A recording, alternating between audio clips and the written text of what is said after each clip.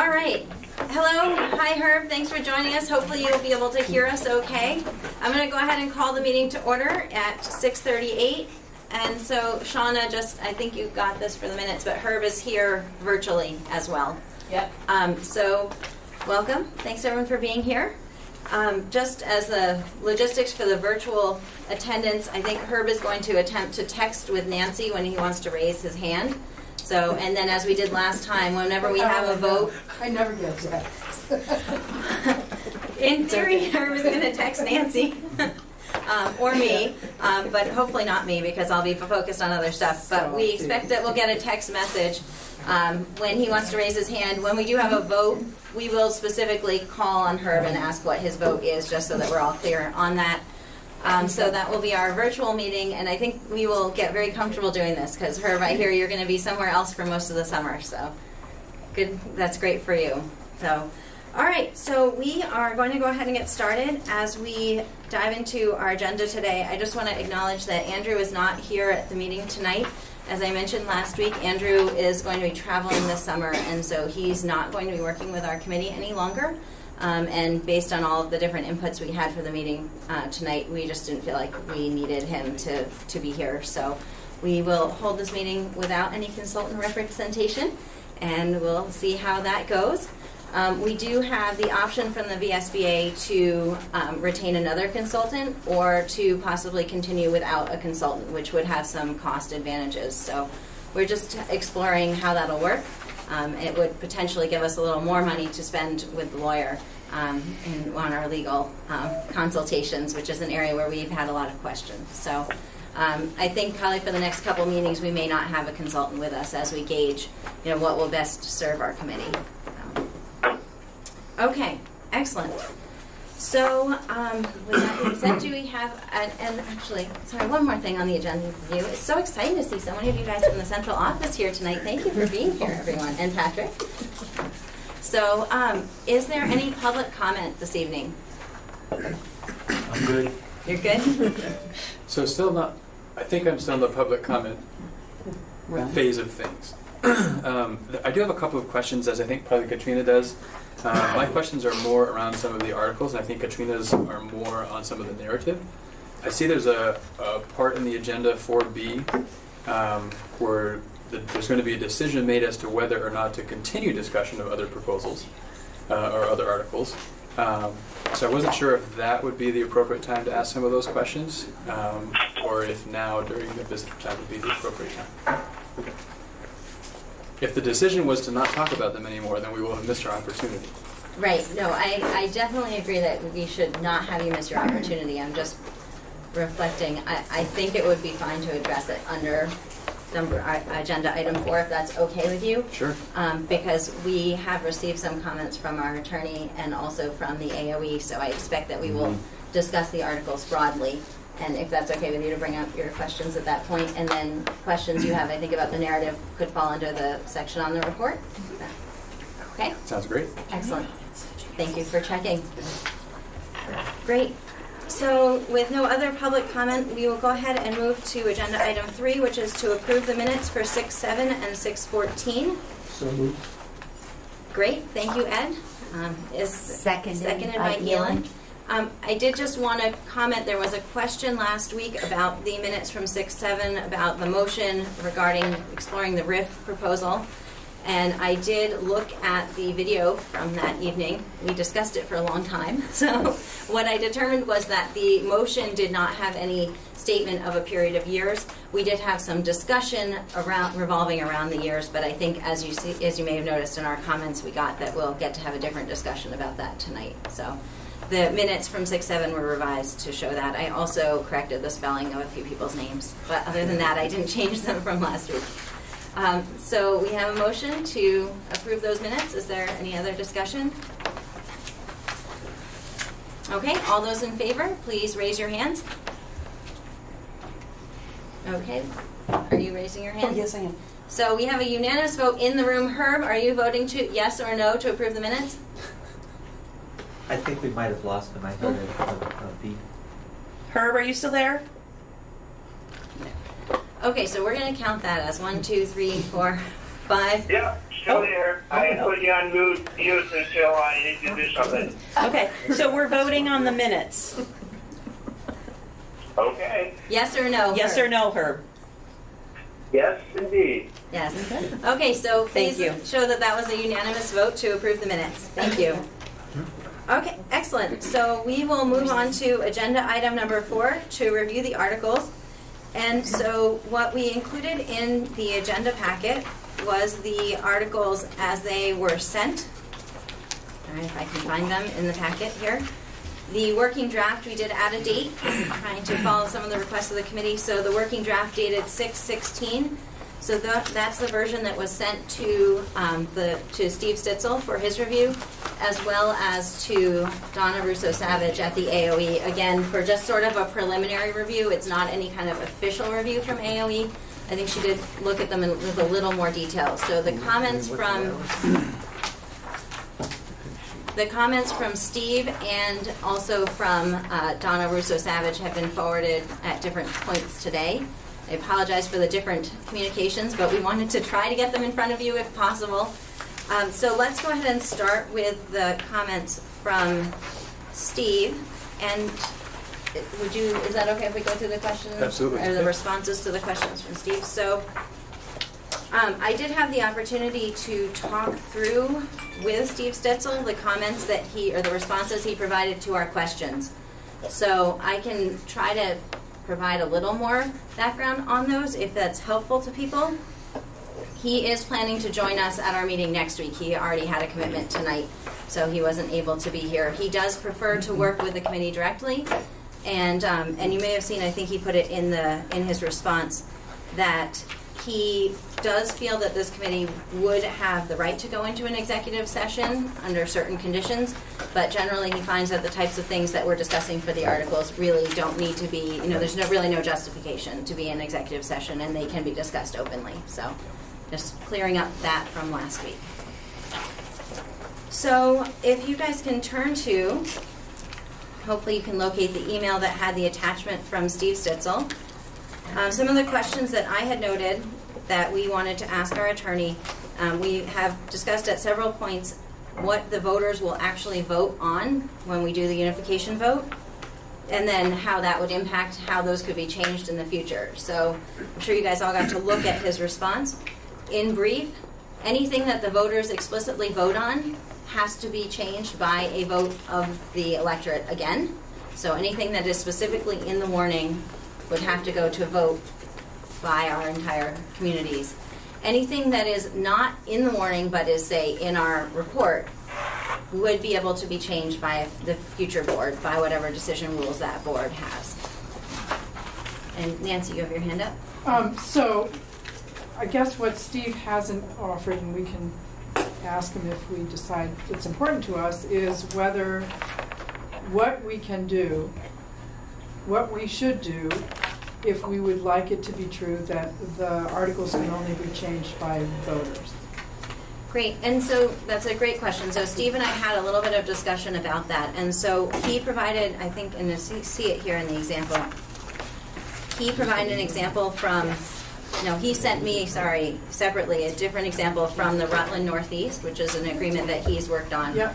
And what they did is in their articles, within Article 1, they actually put the entire warning that they were going to bring to the voters, and it was like 2 pages long. Like it was the majority of their articles that they actually put in the warning. So what he suggested for this committee would be for us to get through what we want in our articles that'll be in the report. And then once we're done with that, to go through and basically say, yes, this goes in the warning. Yes, this goes in the warning. No, this doesn't need to go in the warning. Okay. So basically we would get through everything we think needs to go in the articles, and then we might not narrow it down, but we could narrow down if we felt that some of those things didn't need to be specifically voted on by the voters. And he did, if you look also on the first page of his response in point E, there's some kind of standard language that basically says that the provisions of the report would be the governing provisions for the new district. So it basically kind of includes the other stuff that's in the report without putting it specifically in the warning.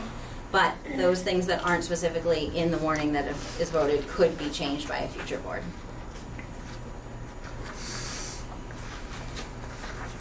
I'll just say Mike? Yeah. out loud that it presents us with I'm not surprised by that answer. It presents us with an interesting dynamic of a couple bad choices, honestly. I think that I personally will probably argue for a good deal of it being in front of the voters.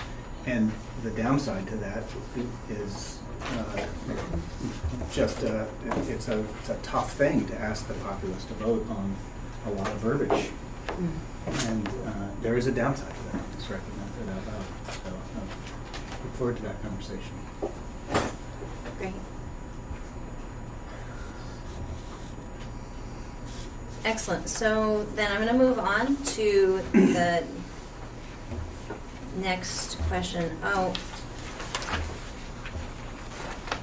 All right. So I am noticing as I look at what Steve provided, he didn't actually restate the questions in his response, so that might be a little bit confusing. Give me a second. I do have them here. I thought he did. Did he does, restate he them? did. Yes. Where? Yep. I see response to They're questions. indented. They're indented. so They're it's a indented little weird. underneath his response. Or phonetic So the issues. next Have the question. Act 46 committee convene Yeah. the executive Four session of those. question. Okay. Well, hey, if you guys are good, we'll continue. So question 3 was about the executive session, right? So I mentioned that earlier. So anyone have any questions about the executive session? No. Great. And for those of you who aren't active board members and maybe are perhaps less familiar with executive session, right? There's very particular requirements for going into executive session. You can't make any decisions in the executive session. So even if we did get any legal advice in that executive session, we would still need to come out of executive session to decide to do something different with our articles. So, in this case, it seems like there's probably not any reason we would need to or be justified in doing that. Okay, so question number 4 that I had sent to Steve was about the concern that the AOE had raised about the board representation model. And so if anyone missed that, basically the AOE is concerned that having some of our board members elected at large and some of our board members elected by specific towns might be an issue for equal representation. So basically the easy answer is if we change it to all at large, it is highly likely that would be approved. There are other districts that or other proposals that have gone through AOE that have been approved by voters where they have a split of town-specific representatives and at-large representatives, and they're all voted at large. So if this committee felt like that was something that we were willing to entertain, that would be a likely to be approved. The other option is that we could ask Steve to look into it further. Basically what he said is that actually the Northeast had originally gone in with a model that looked like ours, what we have now. The AOE said they didn't like it, and so they changed it. They didn't try to make a legal justification. So if you could make a legal justification for it, there's a possibility it could get approved. It, to me, sounds like more work, more time, and still not certain. But it depends on how this committee feels about that. Mike? So from the last time we talked about this, I don't know if it was last meeting, I was gathering that there were 2 issues. One of them, and I couldn't decipher which was the potential objection, and I can't see it in his answer either. Not only is it the combination of at-large and not at-large, but also that the proportional numbers didn't satisfy proportional representation. And so I guess my question is, if the proportional members did satisfy proportional representation, does that, I would understand this not being acceptable on that basis. And so I'm separating out that from a combination issue. Steve? So my understanding is that issue wasn't even taken up in this answer, right? This answer is strictly the question of can you have some voted by town residents only and some voted at large. The proportional issue is still up for grabs. I agree that he didn't specifically address that. I think it is rolled in together. So, and not being a lawyer or an expert in this, the way I understand this is that if all of the board members are voted by all of the electorate, then even if you are coming from a particular town, you're still representing all of the electorate. Whereas if you're only voted by a particular town, then you're only representing that town. And so to me, that's where the concern is, that you might end up with a really unbalanced representation. If we feel like we need to explore it further, Steve will be here next week. He does plan to have discussions with the committee. But my hope is if there are any of these items that we had been wondering about, that we are ready to make a decision on, that we could feel free to take the advice he's given and make a decision. Nancy? I'm interested in revisiting this before we talk about it with Steve, as I said last time, because I've had some different thoughts about what we should do, and that might be worth talking about. Okay. Great. This was one of the articles I had some questions about, for fear of, I think, much of what the conversation is talking about, for fear of the moving away from the proportional voting. For what it's worth, I think the way Edison Central went about this, similar in that they have one town with a much larger population than the surrounding towns. They voted, so the entire electorate from all 7 towns in ACSU, what would be 5 towns here, but a certain number of positions representing each town available with the entire electorate. So folks in Weybridge, Ripton, etc., voted for Middlebury representatives and vice versa. So it kept the proportions the same. A question I had was, has this committee talked about going with a 7-member board or some other representation where there aren't at-large? That's where the questions came about from me. In a 7-member board plus the 4 at-large, which I think could be from any of the towns, then you run the risk of some towns potentially having a dramatically skewed proportional representation. With a 7-member board, you can get it pretty close to their proportional representation based on their percentage of the total population. I think with a 15-member board, you can get even a little bit closer. I think it's tricky with anything other than those 2 options to adhere to that proportional representation. So I was curious what conversations had happened around those 2 ideas, 7-member, 15-member, and how it arrived at a 7-member plus the 4 at large. So are you going to answer his question? Mm-hmm. Or? Go ahead, Nancy. Well, so I think when we were thinking 7 plus 4 at large, we were thinking having an 11-member board would be a good number, but how could we do it proportionally? So let's make 4 at large. And I guess in thinking about it since then, in light of what we heard from whichever attorney that was, I think there's enough work to. I don't think we want anything bigger than 15 or thereabouts, and even that's a little big. But I do think that 7 probably, there's more work to go around than 7 people might want to take on with themselves. So I've been thinking to increase the size of the board enough so that there would be at least 2 members from the towns besides Bristol, and I think that's 15. I just can't remember. 15. I have the math. And without an at-large voting, I guess I just don't think that's necessary. And then you'd have a group that's big enough to do the work, and you'd have at least 2 members from every town, which seems like it seems like important to have that number at least from every town. Great. Thanks, Nancy. Can I just add that part of the discussion that happened in the committee, I think, was that it was hard to get things done with a larger board, and that having a smaller board might allow more efficient processes. And so I think this committee tried to move towards a smaller number of people on that board. There was also a proposal that was floated to have a 10-member board with 2 representatives from each town with weighted voting, which we didn't go forward with, but we had some discussion about something that would allow, a smaller number and weighted votes. I think I personally advocated for the difficulty of deciding whether any vote passed or didn't pass with weighted votes, and that it would be pretty complex. And there were obviously lots of other points that were brought up. And you had your hand up, sorry. Yeah, I was just, so I think the number is 15, I agree.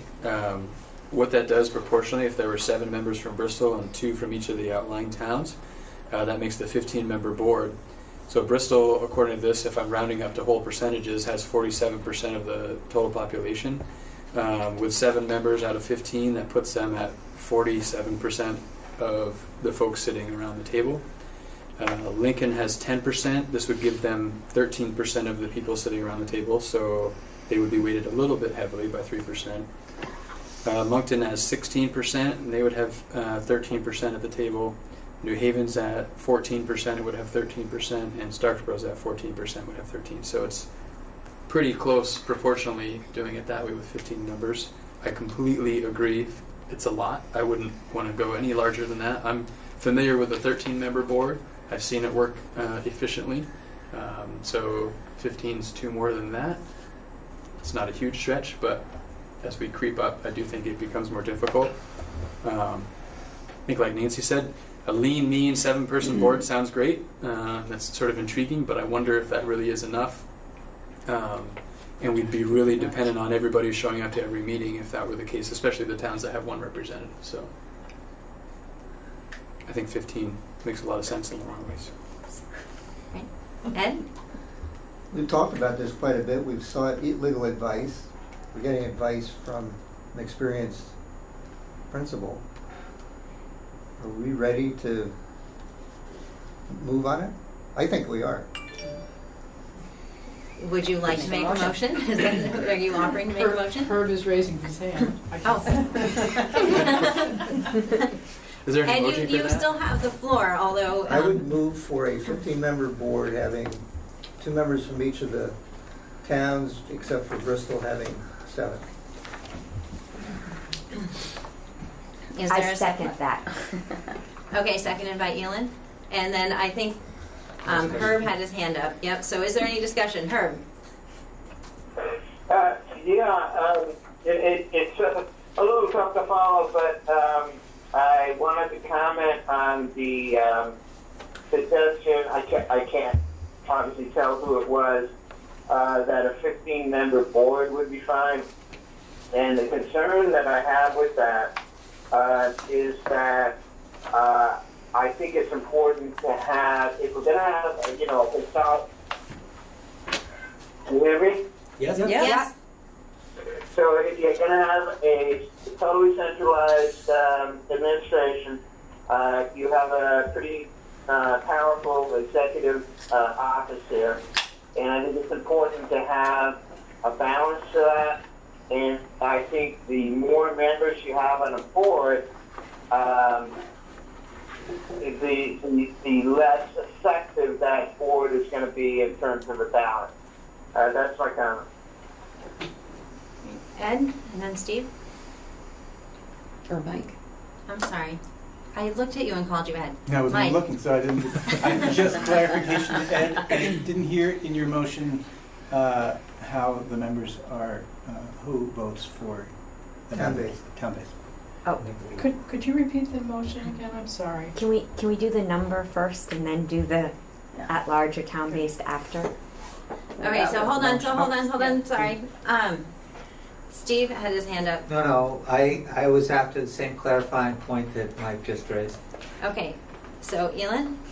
So to me, those are different issues, whether how many there are and whether it's town-based or local. So in order to move forward, I'd love to separate them. Caleb? I'm not, maybe they are separate, but if it's proportional versus at large, for example, we could have it, we can't have 2, 2, 2, 2, 7 in an at large. So in that respect, it's not a separate distinction, because if you, according to the thing we had from a couple meetings ago, I'm just looking at, in the at-large model, no seats are apportioned to any town within the Union District. So if you went that way, by definition, you cannot say 2, 2, 2, 2, and 7. You have to just say it's a 15-person board. So you have this, as I understand it, would be a proportional model, maybe a hybrid model, although honestly the hybrid model, based on what we heard back from Steve Stitzel sounds complicated to achieve, at least what we wanted to achieve the last time we conceived that. So I think we might have to call this, I think what Ed's describing is a proportional model. Right, that's the motion. Okay, Michaela? I was just thinking if we should go back to the motion that he made, and then we'll know what motion we're actually talking about, and then if people want to amend that motion, then we can talk about a friendly amendment. But if I remember correctly, his motion was a 15-person board, which by that chart that we got says it has to be a proportional model. So I think if we're going to stick to the motion, that's how we should look at it. I would just comment that keep in mind there's the hybrid model in the third column, which does have apportioned seats voted at large. So I think that we could fall into that category if we wanted to. Elin? And my understanding is that Middlebury, that is what they did. And it's already passed and they've already voted on their members, and they voted so many from Ripton and so many from Middlebury. So. Mike? Well, I think all of the options have challenges with all the options. I think if the motion we're voting on is linked to or followed by voting by individual towns, it's something, I guess I'm on my way to saying, I do think they're linked. If we're on our way, if the majority of the committee is on its way to doing a at-large voting, I would push for a smaller number. I think 15 is too many for the board, in the realm of 12 or 13. But I have enough of a problem with not asking me to say who's the right person from New Haven seems ridiculous, honestly. I don't know the people from New Haven. I'm not going to know the people from New Haven. So what I'm working my way around to saying is I like the motion that Ed made if it is to be voted on by the individual towns. So let's get a clarification from Shauna, because you're writing this stuff down for us. Officially, what I heard Ed say in his motion was to have a 15-member board with 7 from Bristol and 2 from each town. Is that how the motion is? Right, 15-member board using the proportional model. Okay. Which is 7 from Bristol and 2 from each town. Okay, Nancy? I would just like to say, too, that unless I know how the voting would be done on that proportional model, it's hard for me to know whether I could support it. So I'd like to offer a friendly amendment. So you may technically offer an amendment at this point, I think. Whether or not it's friendly, or You can say it. You can call it friendly, but well, I'm calling you friendly, and that is that the members be voted on by town in the 15-member board. okay, is there a second for the amendment? Seconded by Steve. So, Shauna, you got that? So the motion to amend. Raising his hand. To amend the original motion to include the words to be voted by each town individually. Yep. Okay, Allison? So I know Michaela mentioned this, but the chart says apportionment, if it's proportional by the town model, then there are a specific number of board seats to each town. So each town votes on those seats. At large doesn't have anything, and then the hybrid is the same thing. Articles of Agreement apportion a specified number of board seats to each town within the Union School District. Articles of Agreement apportion a specified number of board seats to each town within the Union District. So my thinking is that if they're apportioned to the district, then the town, if they're apportioned to the town, then the town votes on their portion. Their slate of candidates. So I believe that there are 2 different models that we have seen in communities around us, right? So the example that Patrick was sharing in Middlebury, each town has a certain designated number of seats, So only people that reside in that town can submit a petition to be on the ballot for those seats. But everybody votes on all of the candidates. So in Bristol, you'd be voting on the Moncton candidates, and in Moncton, we'd be voting on the we would all be voting on all of those candidates, right? So, which is different than like the proportional model. To me, is what we do now for Mount Aid. Right? Each town has seats. Each town votes on their own seats, and then all those people go and be a board together. Sarah? Just a clarification that in 5 years when the census comes around again, that could, the proportional number from each town could potentially change. Right. Step. Right. Okay. Thank you, Sarah. And I think Herb had his hand up. Herb, did you have your hand up? He did. Virtually. Herb, are you muted again? Oh, we wouldn't know. I'm here now. Do I have the floor? Yes, you have the floor. Okay. So one request and one comment. The request is, it's kind of hard to follow the motions, very, sometimes not entirely clear. So, Jen, if you could repeat the motion at some point before we vote, that would be very helpful. The comment is, I wonder what happened. I mean, I know that Steve Stitzel offered to look more closely at the voting proposal that the committee had tentatively agreed on a few meetings ago, and I'm wondering why we're not asking him to do that. Great. Thanks for your comment. So I will restate the motion. I appreciate it can be very hard to hear when you're on a phone in a room with lots of people. So the original motion was to adopt, I don't know if that's the word Ed used, but to adopt a board with proportional representation. So that would be 7 members for Bristol and 2 for each of the other communities.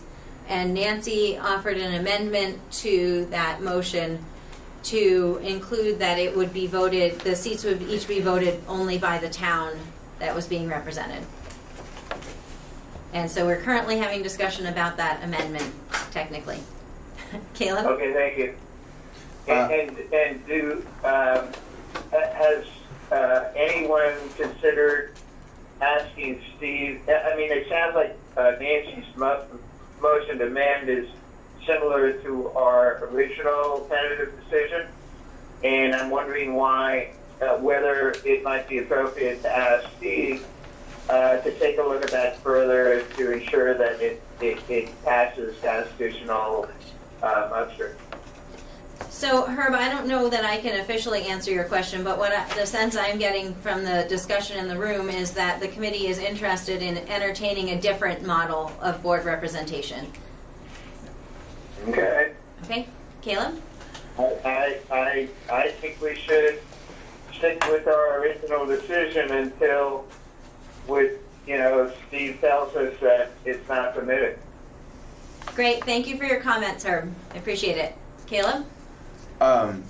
I like Ed's original motion on this pretty well. I thought that the other way we had talked about it would have worked well, but it did seem a little bit messier, just with some votes being local and some votes being at large. So I like this. It seems, the one thing I'd say specifically about Nancy's amendment is I agree with it, but I do think it's maybe redundant, just because if we're going by the chart we had, and Ed's motion does call this proportional, it does make it clear here, election of member, only the voters in the town can vote on the slate of candidates for that town's apportioned seat.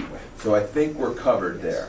So what I might suggest, Nancy, is if you feel it's satisfactory, that maybe you would withdraw the amendment and we would go ahead and vote on the motion, just because I do think that's included. Well, if they both mean the same thing, there's no reason to withdraw the amendment, I don't think. Redundancy. Well, just if it's already done. If what the amendment is trying to accomplish is already accomplished by the fact that the motion includes the reference to the proportional model. Well, does everyone agree? Agree? I can only say that my opinion is that as someone who's going to go forward and continue to have these reviewed, I think it is good for the committee to be very clear in what our intentions are, because we have discussed different models. So it would be helpful to me to know that that's clearly what we're deciding. Okay, Michaela? I'd like to call the question. Okay, so we learned recently that when we call the question, we need to have a second, and then we need to vote on calling the question. So would someone like to second calling the question? Caleb. Okay, there's no discussion of calling the question. So all those in favor of calling the question and moving to a vote on the amendment, please raise your hands. We do need a 2/3 majority to call the question. So we have 1, 2, 3, 4, 5, 6, 7, 8 voting in favor. All those against? We have 1, 2, 3. Herb, are you voting for or against calling the question? Yeah, I'm okay with calling the question. So that's a yes? Yep, I'll be voting on the main motion, but yes. Great. So Shauna, that would be 9 to 3 to 1. Thank you. So we will then vote on the amendment. So again, the amendment was to add to the original motion that we would have the board members elected by individual towns. You okay with the way I stated that, or do you want me to read it, Shauna? That's great. Okay. So all those in favor of the amendment, please raise your hands. Herb, are you in favor of the amendment? Is that Nancy's amendment? Yes. To have the town-specific maps voted Yes. by the town? Yes. That's yes. Okay, there's a unanimous vote in favor of the amendment. Cool. Okay, so now we're back to the discussion of the original amendment, or the original motion to have a 15-member board represented, proportional representation voted by individual towns. Andy. A few meetings back, we talked quite a bit about statute and things that were in it.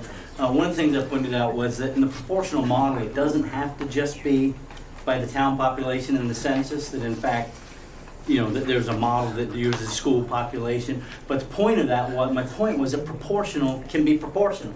It doesn't have to be 47%, and it could be 23% and what. So you can gauge the size of your board based on proportion. It doesn't have to be.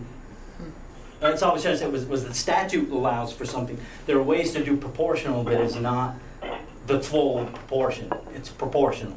That's all. And again, that the statute has a different method in which it uses the school population as opposed to the town, and you can vote more often. I mean, it can change more often than every 10 years as well. But I just wanted to make sure that wasn't lost in the thought process. Great. Thank you, Andy.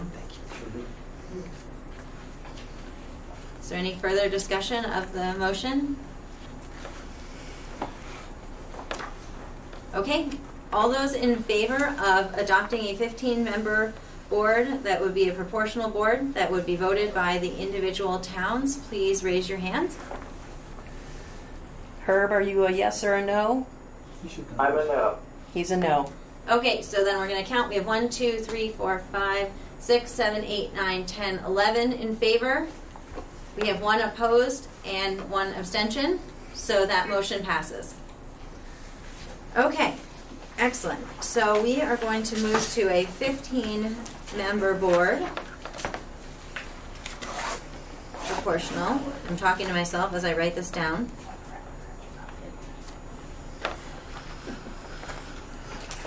Excellent. Okay. So moving on in the responses that, you know what, I'm sorry, before I move on, can I say, that was a really great discussion, you guys. We had a discussion, we made an agreement, most of us felt good about that. I hope that you guys feel good. This is a new leaf for us. I'm sorry, but it kind of is. It's kind of exciting. So anyhow, I just wanted to acknowledge that. So I hope you don't think I'm making light of it. I think it was great.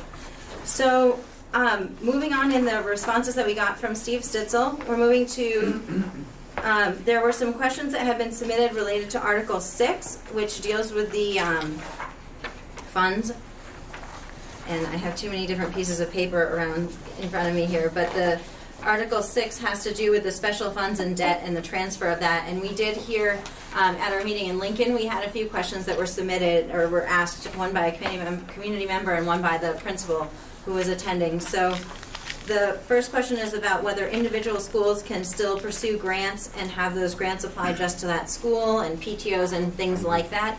I think we have had that question answered as a committee, and it's my impression that Steve's answer is fairly similar to what we had heard before, that there is nothing that would be expected to change that. So that was pretty much kind of how I read his response to that question. There was an important distinction, though, that if it's something that's being applied for by the entity, that would now be applied for not by a building, a school, because now a school is a district. Now the district would be larger. So, Nancy? I think we had a discussion last time that we didn't resolve about whether it would make sense, since that question has come up at least once, more than once. I was actually in a meeting with a funding agent yesterday who asked the same question. Someone who wants to give us money to particular schools. Since since the question has come up, my question is: would it make sense to add language in the article to make it crystal explicitly clear? Great, Allison. So Armando, in terms of Steve's point. With consolidation, however, funds collected for a specific building will need to be collected and dispersed by the district's finance office and not directly handled by the administrators for a specific building. We already do that. Yes, we do. Okay, so... As best we can. Right. Yes, so Allison, that's how we do it now. Yes. Any grant has to come through here, even though the money may be going to a school, it comes through here and it's dispersed by us. Sometimes. And we're getting there. We're almost there. But the process is exactly as you described. So this should not change anything. I think that the Andrew who talked to us in his response to our statement that this was already true was I want to see it. I want it to be crystal clear. And I personally agree. I have no problem with stating things that we all agree to be true, to communicate to the voters that they should feel confident. So we can certainly continue discussion of this. This might be something that's valuable to save for next week when we have Steve Stitzel here to discuss it with us. I can say in the conversation that I had with him, he indicated that in his work with committees that he is able to address things like this. Like we had talked about it specific to the transportation article that we had discussed at length and not resolved anything. And so where we had a conversation sort of along lines of, yeah, everyone knows that we're going to keep doing what we're doing already, but maybe we want to say that. And so there may be something that he can help us to do if it's in the interests of the committee as a whole to have that conversation with him. He may be able to do something fairly simple that would acknowledge that might bring some comfort to folks who would be concerned about that. Allison? So Steve mentions, the last part of his comment, the committee should obtain an inventory of what specified funds currently exist in each district. I'm not sure how to ask to make that happen, but Howard, someone, if we're waiting to talk to Steve about this, in the meantime, we could have central office make that list, and it's crystal clear. It's the school, it's the fund, and it's how much is left. It goes in the report. Everybody can see it. It's crystal clear. And great, I appreciate my point is, in the meantime, we need to get that list. Great, and so that kind of goes with part B of the question that we had submitted that was related to what Tori had asked about and about some of the wording that was used in the article, the language that we had. And so, thank you. Yep. So, Steve's suggestion on that was that we do need to have an inventory of what those special funds might be. I know we have a grant or a trust in Moncton, And so for him to have that list, I had the impression that he might specifically enumerate them in the articles, or that the article language might get updated to reflect the right words for the right things that we have. So can we make that as an official request to have a list of any things that might be considered specific endowments, restricted accounts, or scholarship funds, or like accounts? Those are the official words in the example article that we pulled. Is that something that you would be able to get together for us? Mostly grants, right, Howard? Yeah, but there are some other restricted Yeah, funds in it. Okay. So I think Herb had his hand up. Yes. Steve's response was quite appropriate. I'm not sure that an inventory alone is going to address the Lincoln issue. My impression is that the Lincoln Fund is rather unique, and I don't know all the terms and conditions around it, how it was created, how it operates, but I strongly urge that we ask the Lincoln folks to get those specifics to Steve so that he can tell us what's going to happen to that funding arrangement. I really don't think it's just a matter of an inventory. The folks in Lincoln are definitely going to want to know whether they're going to be able to continue to administer that funding arrangement. Thank you. Great, thank you. And I do, there are really, I think that we have two separate questions that relate to this article. And so one is about the ability to continue to pursue grants and PTO funding, and that Lincoln group that came and spoke to us. The second question is about what are these restricted accounts or other things that are like that? What should we be calling them? And in what way do we need to list them out or be clear about them? And so they're really kind of two separate things we need to work through. Mm-hmm. Nancy? You got it. Okay, thanks. So, I guess I'm still just a little confused about the inventory we're being asked to pull together and to what grain size. I mean, most of the grants and special funds that we have currently are going to be finished on June 30th. So if they're not finished already because school's out. So it'd be hard to predict. I mean, I know which funding source I think is being referred to at Lincoln. Almost every school has something like that they will pursue again once school gets started again. But I'm unclear about what our business office should be supposing is going to be sought after next year. So thank you so much. I was going to answer that. So I was going to try to answer it too. Do you mind if I try? Go ahead. Okay. So, and I can give this to you, or if you have a copy of the articles. In section Article 6, Section C, there's some specific language about restricted funds, specific endowments. To me, this is very different than grants that the schools are applying for.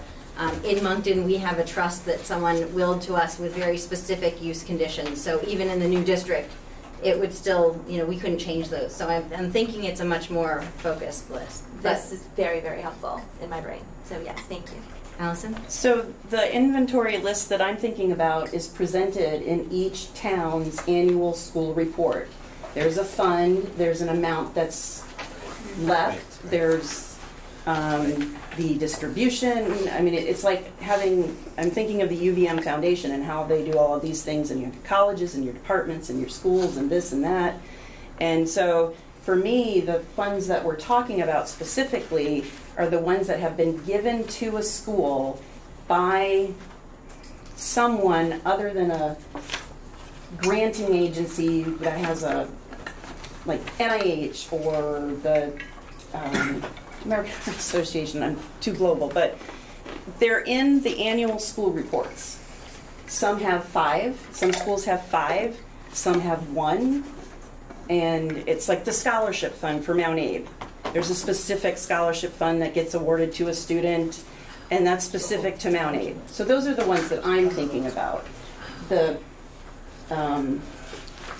granting agencies that have specific conditions, essentially sponsored projects, I don't think we need to worry about, because those are administrative, financial duties.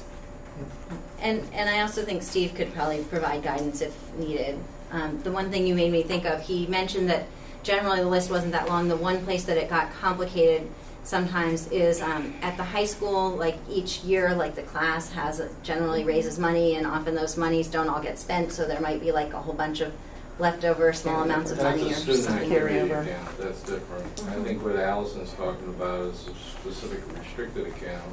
That somebody makes a donation to the school and says they'll be paid to a student from the town of Bristol, and I believe that's what she's talking about. Maybe you can confirm that, Allison. Yes, or the use of funds at Moncton for rental of musical instruments, not purchasing but rental. We have a Betty Farr or the things at fund, Lincoln so that are specific to Lincoln that would never be applied to Bristol, but everybody will have a clear understanding of what those funds are and what they're for, and it should assuage any fears that anybody has about funds getting commingled and not tracked and haphazardly used. And I'm not trying to make light of this at all. I completely understand, but I don't know if it's just because I work with these on a daily basis and I have all kinds of different accounts that I work with, but when it's separate and it's specific, that's what it's used for.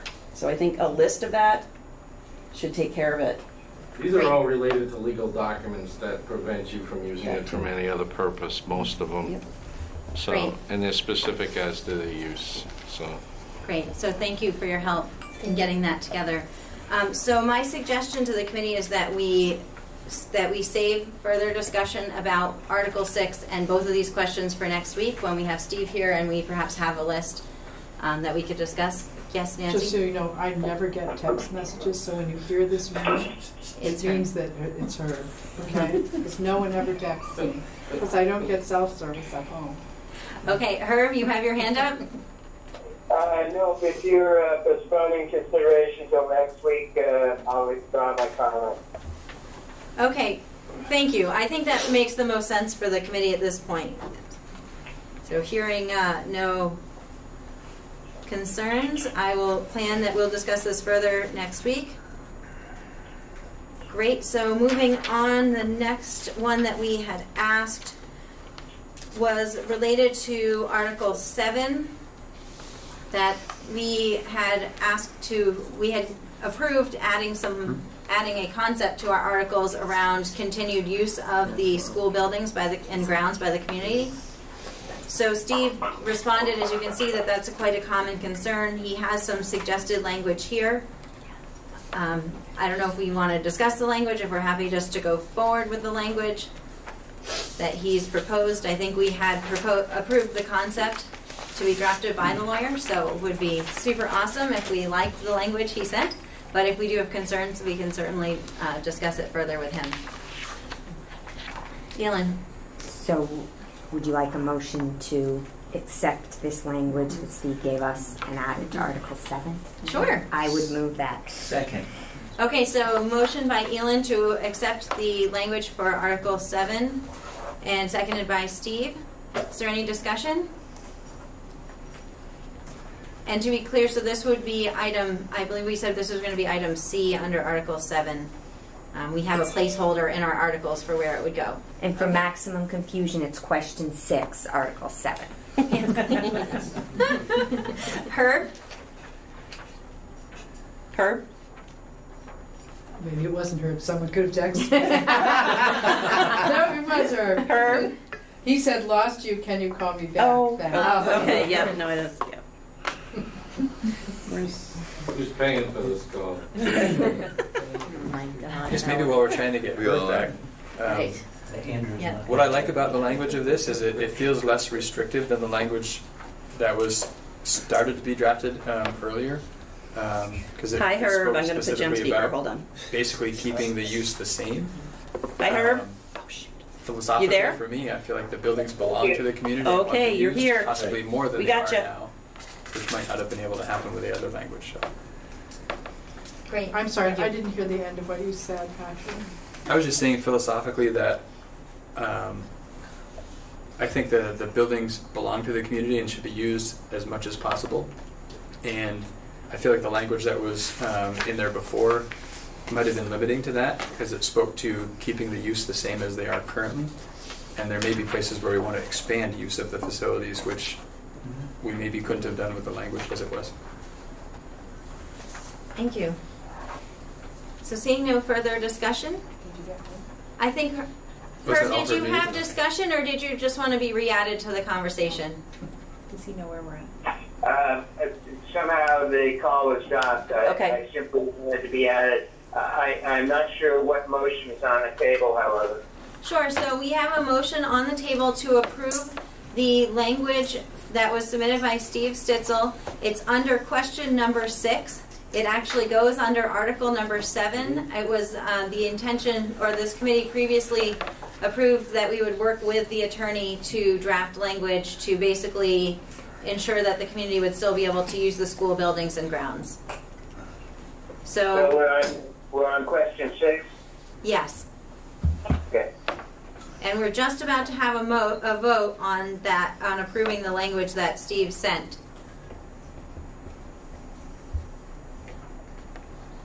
So hearing no concerns, we're going to go ahead and vote. So all those in favor of accepting the language as provided by Steve, please raise your hands. Herb? So we have everyone voting yes in the room. Herb, are you voting yes or no? No. Okay, so let that reflect that we have 1, 2, 3, 4, 5, 6, 7, 8, 9, 10, 11 yes, 1 no, and 1 abstention. So that motion passes. So we will go ahead and add that under Article 7. Great. So now we're going to move to question number 7, which does not deal with Article 7. Question 7, we had some discussion at a recent meeting about whether it would be possible to write something into our articles that would keep the RIF and recall and seniority consistent with how it's interpreted today, so being building specific. And I think we got a pretty clear answer from Steve, and we also got a pretty clear answer from Donna, or clear direction from Donna that the answer is no. No. We can't do that, period. Right. End of statement. So we can certainly have discussion, but that's kind of how I read the answer. So Nancy? I wonder if I could ask whether this group could review the language that's in the contract either tonight or at its next meeting. So to make for sure, what purpose? so that everyone understands what would be in force for a unified district as a whole, because that is what the change would mean.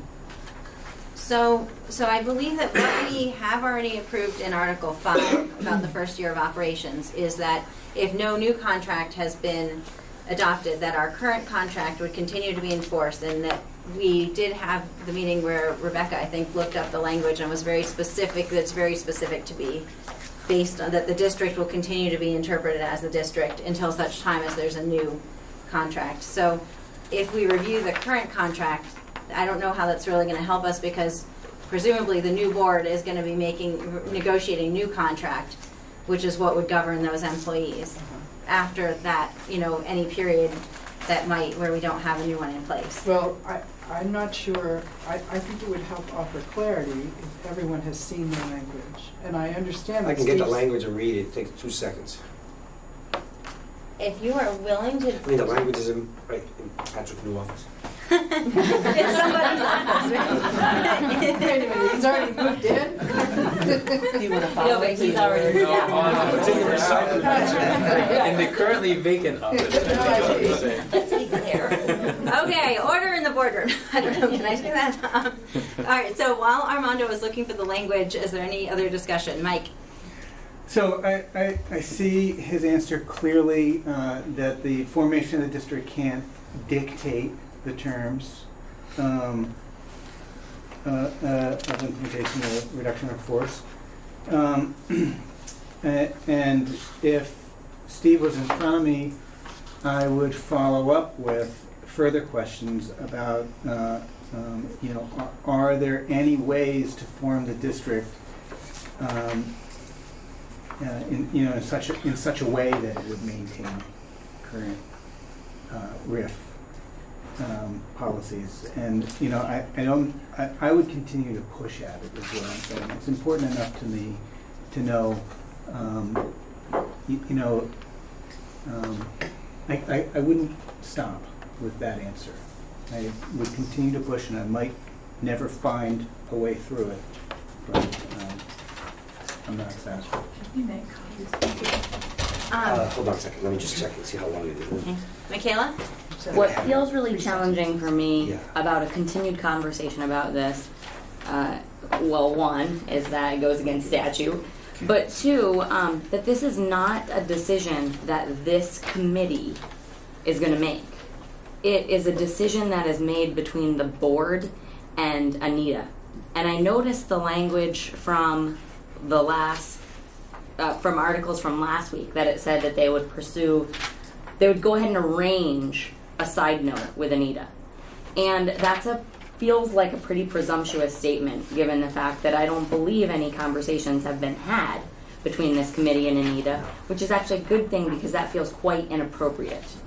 So I'm going to continue to push the fact that I don't feel like it's the work of this committee to decide what kinds of things exist within a negotiated agreement between the teachers union and the board. Great, thanks, Michaela. And I think that, my hope is that tonight the committee can make a decision about whether we want to continue discussions on this or not. So that would be my hope, that we would get to that place. Nancy? I understand that this might not be an issue that can be resolved here at this table, but I do believe very strongly that it's an issue that on which approval of the unified union could really hinge. And I think it's worth pursuing with Steve the question of, if this is the interest of this group and the future board, and if this is an issue that would really make a difference on the question of whether a unified union is approved or not, what are the possibilities for us to pursue, including having a conversation with Anita, or asking the board to have a conversation with Anita outside of contract negotiations to find out how Anita's thinking about it.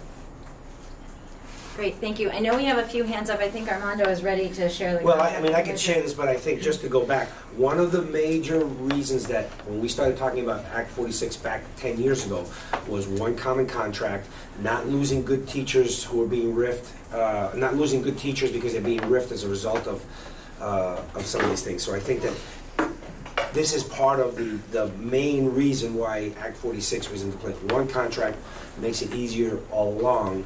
And if a good teacher's good in one place, it will be good in another. And I know when I talk to principals, building a team and having done that happens on a regular basis anyway, because people come and go. So I don't think that this should be something that should hold up the committee.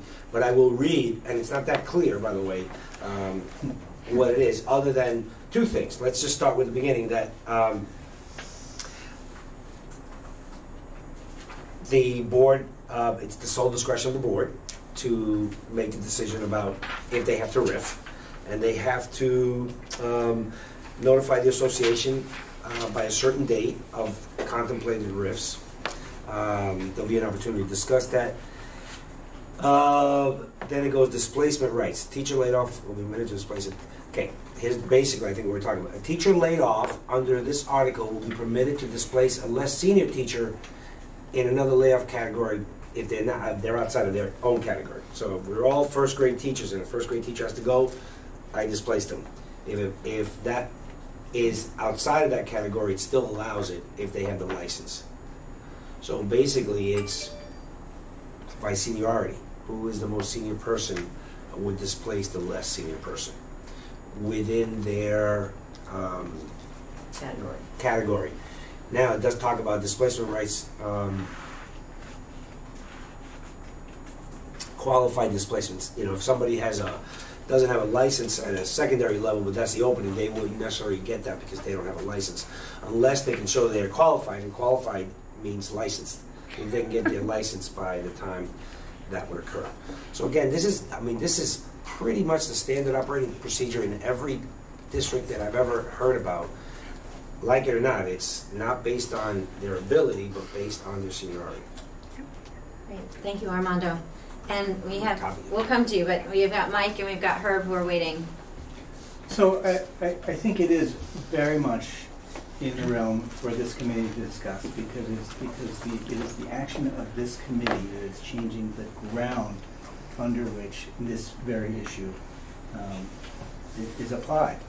And I'm not in any way suggesting we should change the current practice to go against a negotiated agreement between labor and management. I would never do that.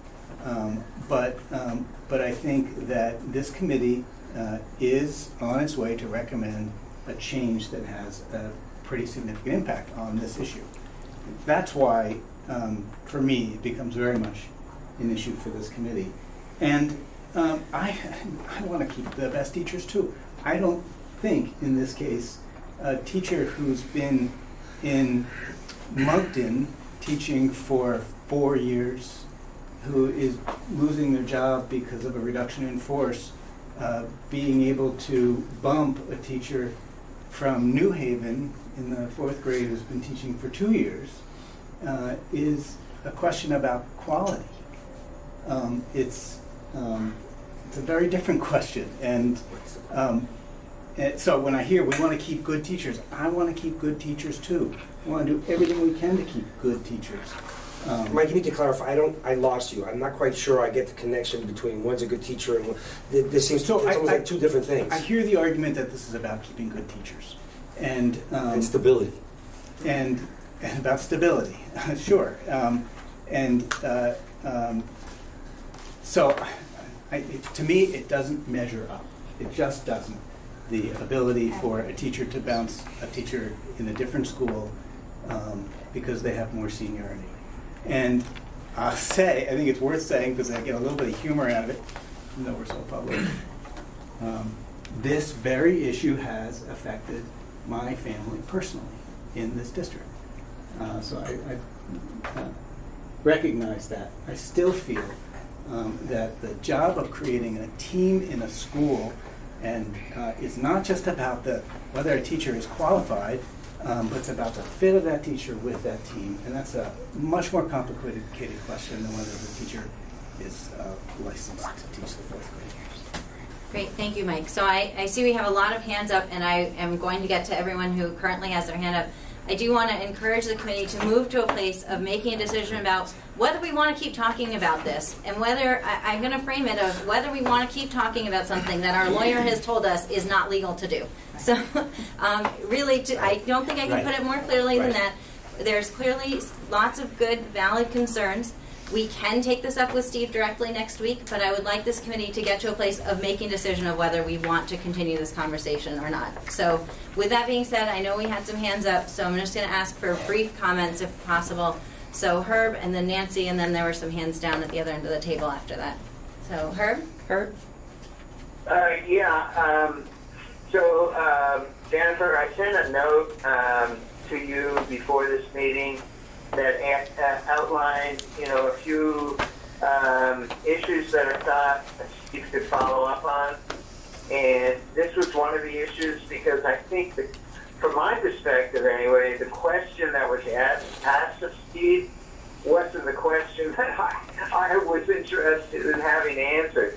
I mean, I think we all know that, this study committee can't dictate the terms of a collective bargaining agreement. The real issue is if the individual districts are extinguished and you just have a unified district, what do those provisions in the existing contract mean? What do they mean during the period of time before an amendment or some other collective bargaining agreement is made? And And, you know, maybe that's a distinction without a difference, but I'd be interested in knowing Steve's perspective on not on whether you can dictate, this committee can dictate the terms of the agreement, but what does the agreement mean, and what will it mean once the individual districts cease to exist? So I would ask Jennifer that if you could forward that that part of the email to Steve, I would appreciate that. Great. So I think it's certainly reasonable that we could ask that question to Steve. I do think we had discussion of that. I have a vivid image of being in the Bristol Library and getting some language from the contract read out loud. That is addressed under Article 5. And I remember we voted that motions on that article like 4 or 5 or 6 times before we agreed on finally what we wanted there. But so Article 5 addresses the first year of operations. It's in the second paragraph under Article 5. It talks about that how the new board will work with representatives of the forming districts. It talks about that the existing contract would be in place if a new contract isn't reached. So the intention would be that a new collective bargaining agreement would be reached by the new unified board by the time the new district is operational, right? And that if for some reason that's not in place, that we would continue operating under the existing contract. And there is, and maybe you can find it for me, but there is language specifically in the current contract that defines what a district is and how that would be interpreted.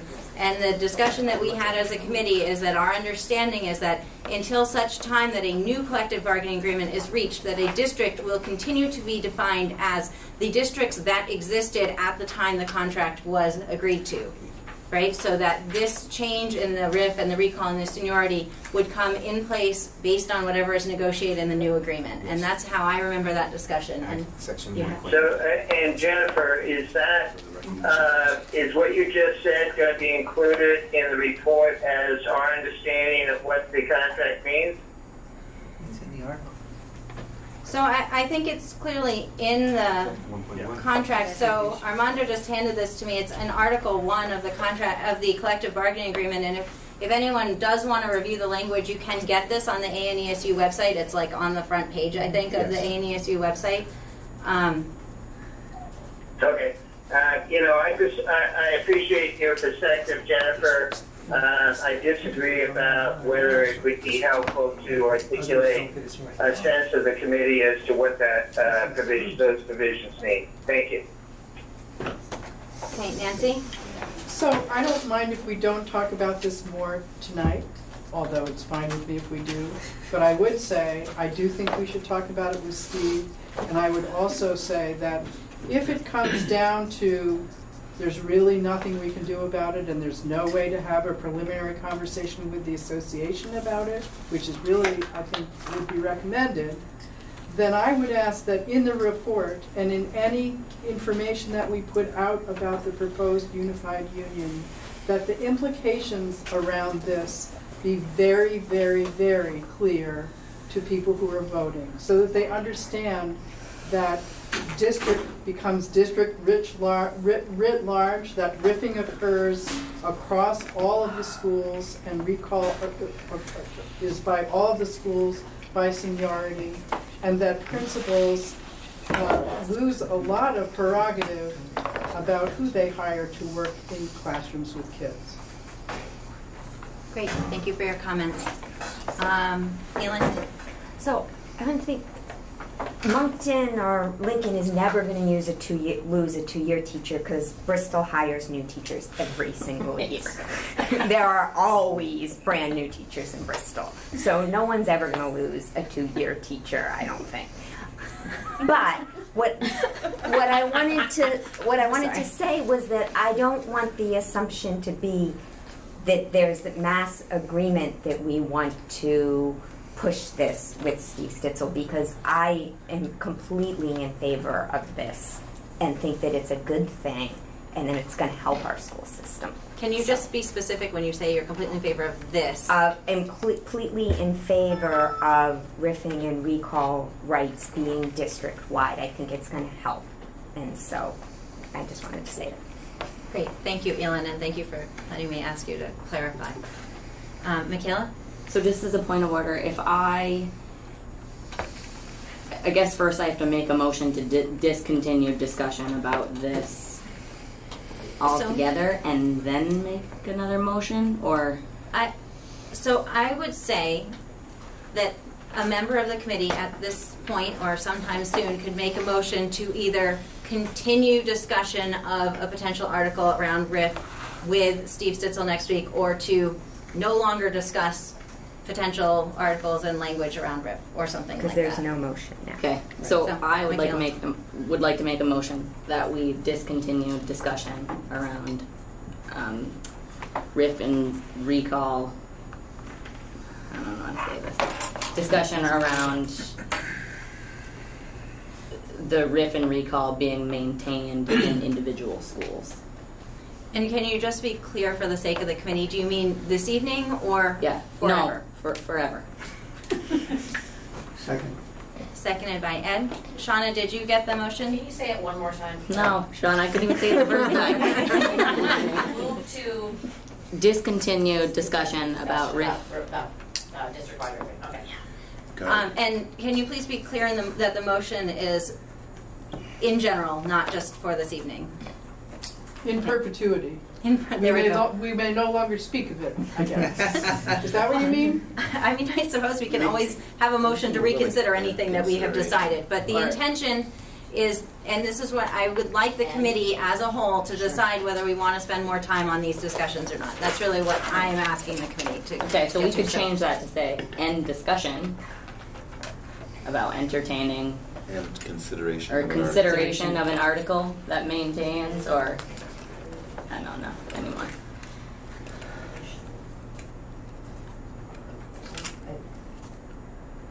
Do we have What an do you official have, motion?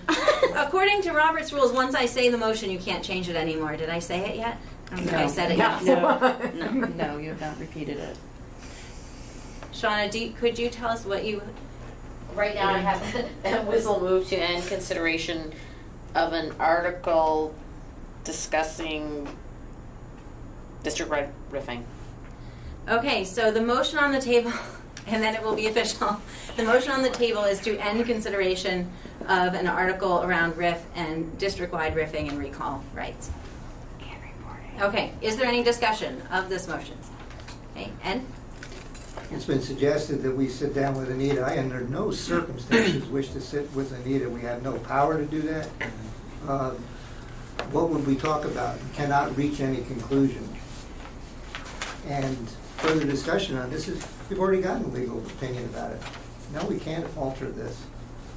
And pursuing it is just taking up valuable time, frankly. Great, thank you, Ed. Patrick?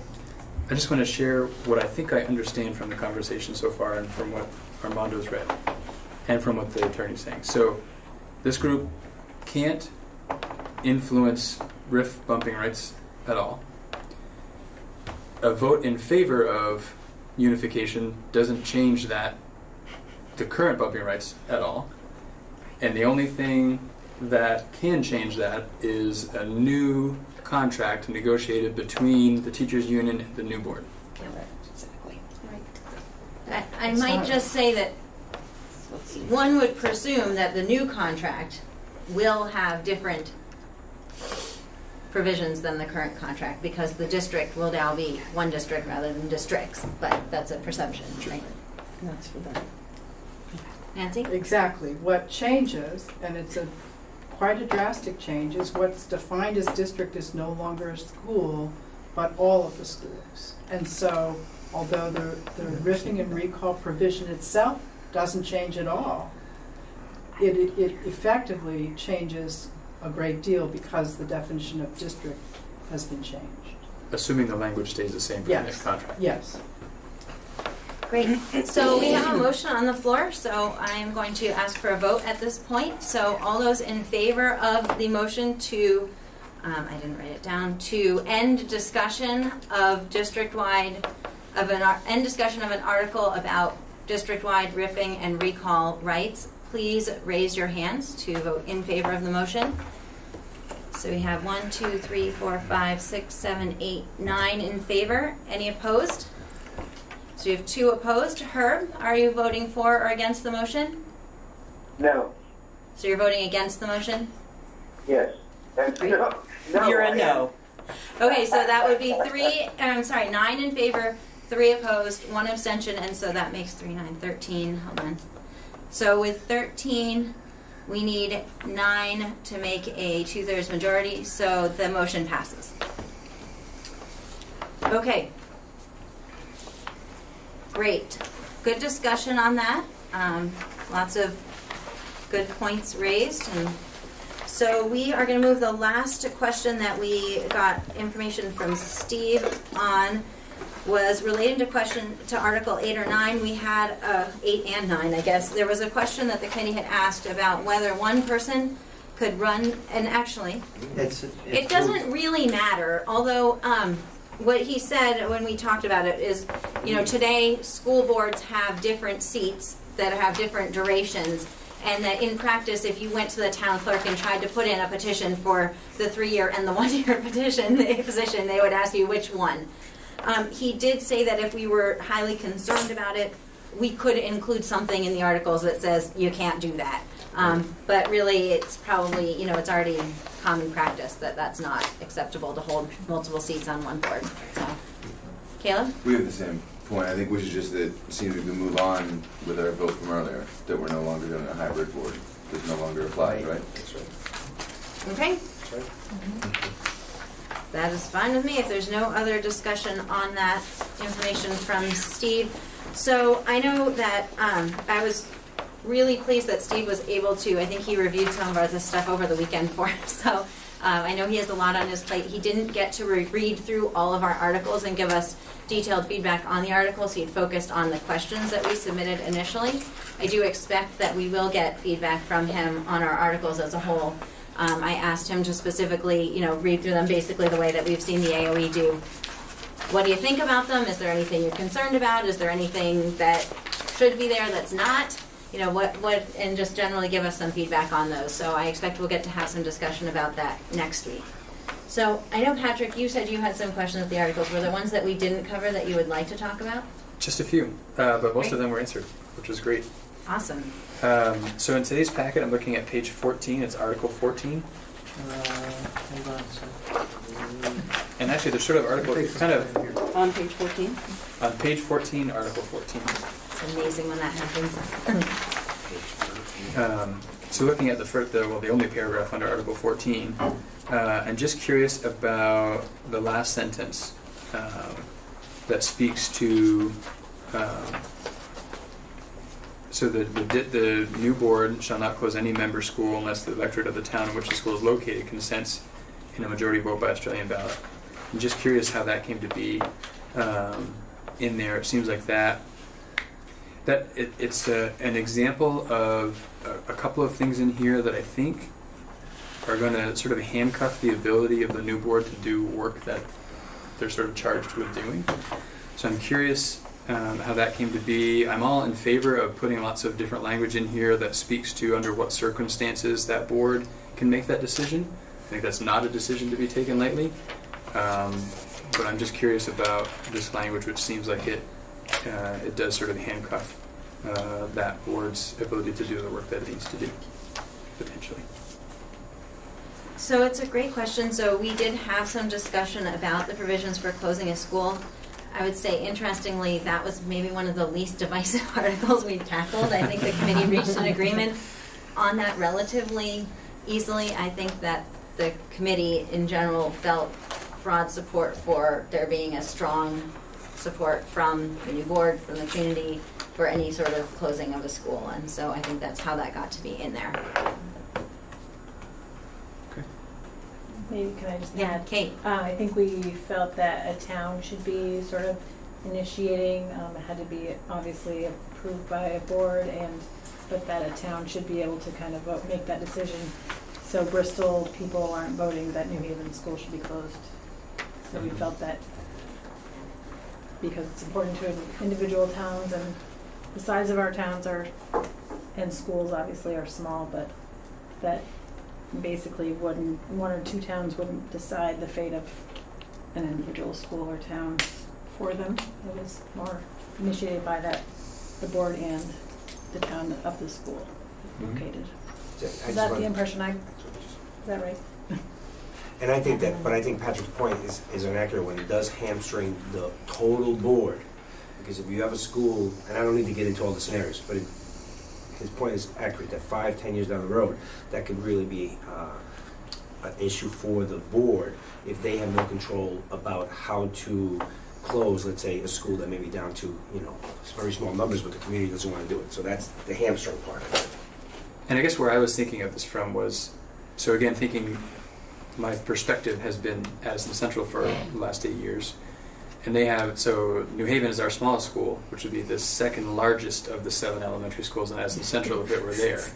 So our schools are small on a national scale, and they're even maybe small on a Vermont scale, but there are plenty of schools around us that are much smaller. Yes. And I know that unified board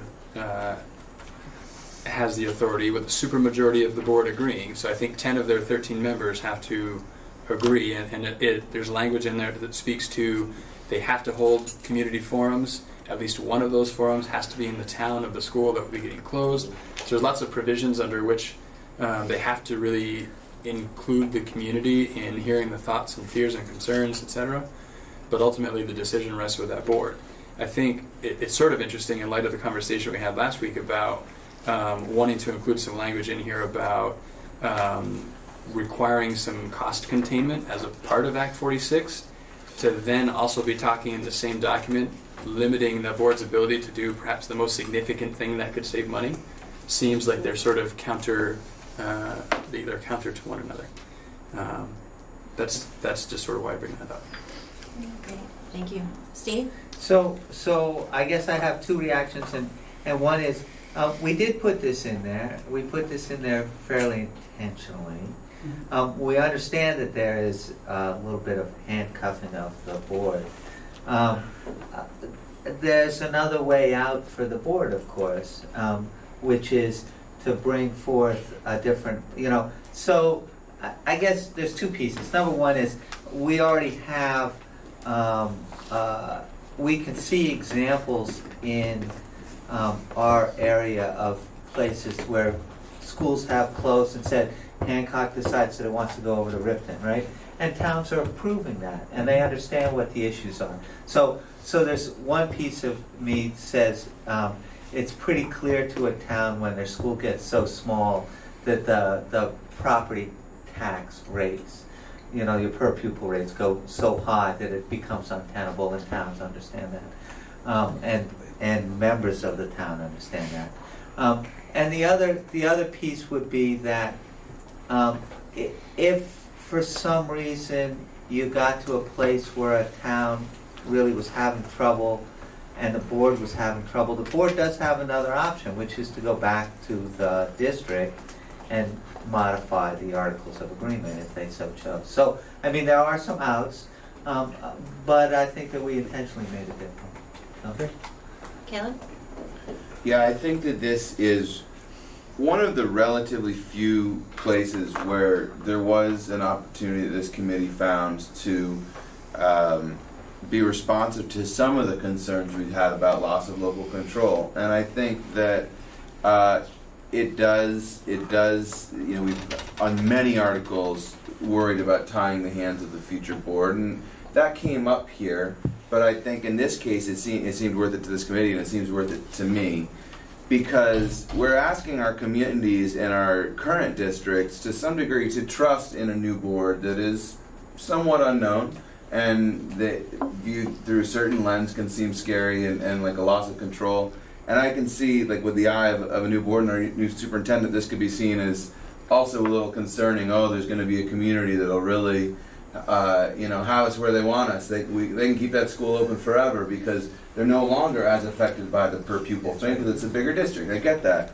But I think we have to also trust our towns because who wants to insist on sending a handful of kids to an abandoned building every day? No matter the cost. It's just, if you play it out, it doesn't hold water as a legitimate fear for me, and I think that it's symbolically, I think, important, and the committee felt that way. And I do think it's worth a little hamstringing in this case. I don't personally think it'll be debilitating to the new board. Great. Ed? Not to belabor it too much, but a different scenario. Let's say 2 adjacent towns with worn-out buildings and decreasing populations of kids decided to build one new school for both of them. How might the future board deal with that, do you think, and those towns? I don't think we contemplated that as a possibility. Under this, I think each of those towns has to agree to close their current school and build the new school. Yeah. If either one of those towns doesn't agree to that, it doesn't happen. And the bond would be funded by the whole union. Sarah, do you have? No, I think in some ways we also put in things like Caleb was saying about the local control and trying to maintain that, and also, I mean, I'm personally hoping that this vote passes, and so I really would love to have as many things in there that would help ensure that. So I guess that's another reason why I like the language. Thank you. Great. You had another question? Yeah, and it's sort of it's connected to Article 15 on the same page now. There's a couple of references to local school councils that have advisory responsibilities. And I'm just curious what the conversation was around those. Are we going to add another board and keep on the same ones we've had? I'm just curious of the role. There's a piece of me that feels like that's just best practice in some ways, depending, at least as I'm thinking about advisory councils. So it's a meaningful way to engage the community. Part of what I'm interested in with Act 46 is I think we can do a much better job of engaging the community. I think right now it seems like primarily board meetings are the way to engage the community.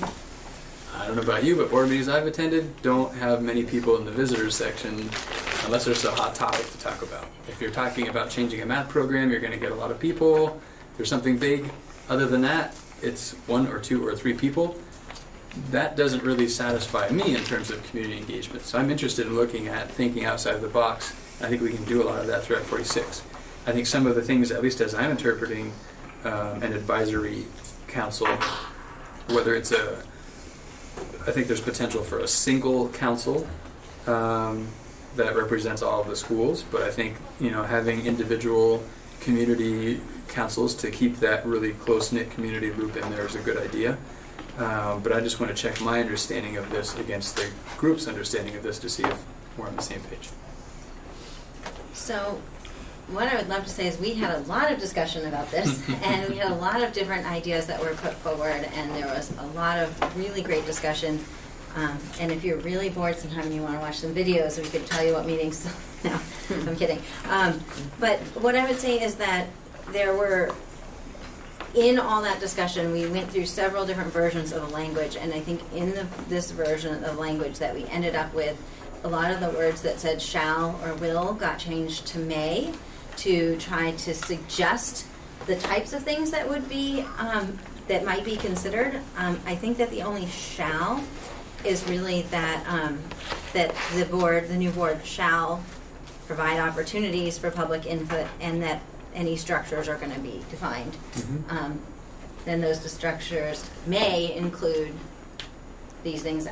They may also include other things that aren't envisioned in this article, is how I would understand it. I think that the intention of this group was to strongly state a desire for the new board to connect with local communities and make sure that there was that connection and that voice. I will say that in the discussion and there was language that was proposed that was much stronger and much more clear in that the committees, these local councils would be established, what they would be responsible for. We even talked about whether those positions would be elected positions.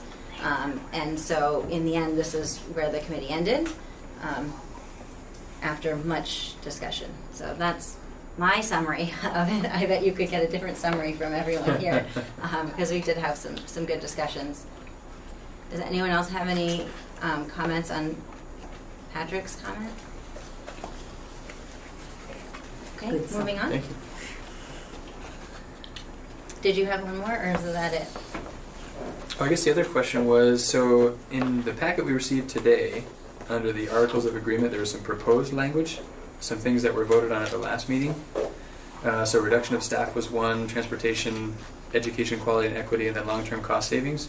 The last three, transportation, ed quality and equity, and long-term cost savings, were voted down at the last meeting, so I was curious if those should continue to remain in packets as they're coming out in subsequent meetings, or if they should no longer remain in packets in subsequent meetings. Thank you so much for helping us to segue to agenda item 4B, which is decision on whether to continue discussing these items. So I went back and forth. What I would say is at the last meeting, we did discuss these. We did have motions about these language.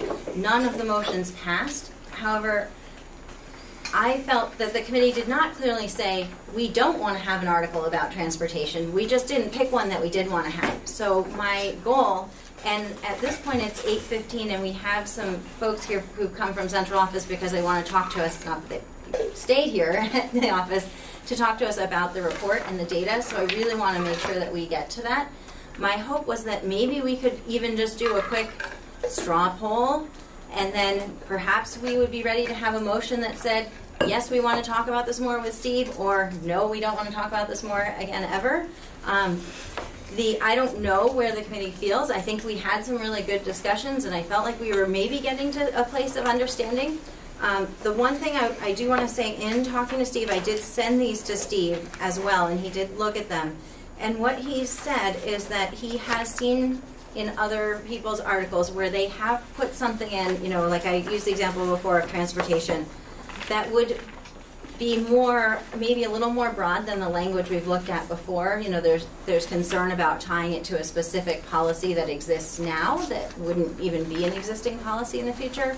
But maybe there could be something broad that could honor the intention of this group. And what I think I heard people saying of, yes, we want to be sure that people still have a bus to take them to school. And that we think that's important. And we had a lot of discussion about that at the last meeting. So my hope tonight is that we could fairly efficiently, my thought was maybe a straw poll, if you guys are comfortable with it, like who wants to talk about this more in the future, who doesn't want to talk about this more in the future, and then if someone wants to make a motion, rather than making 15 motions and doing all those votes.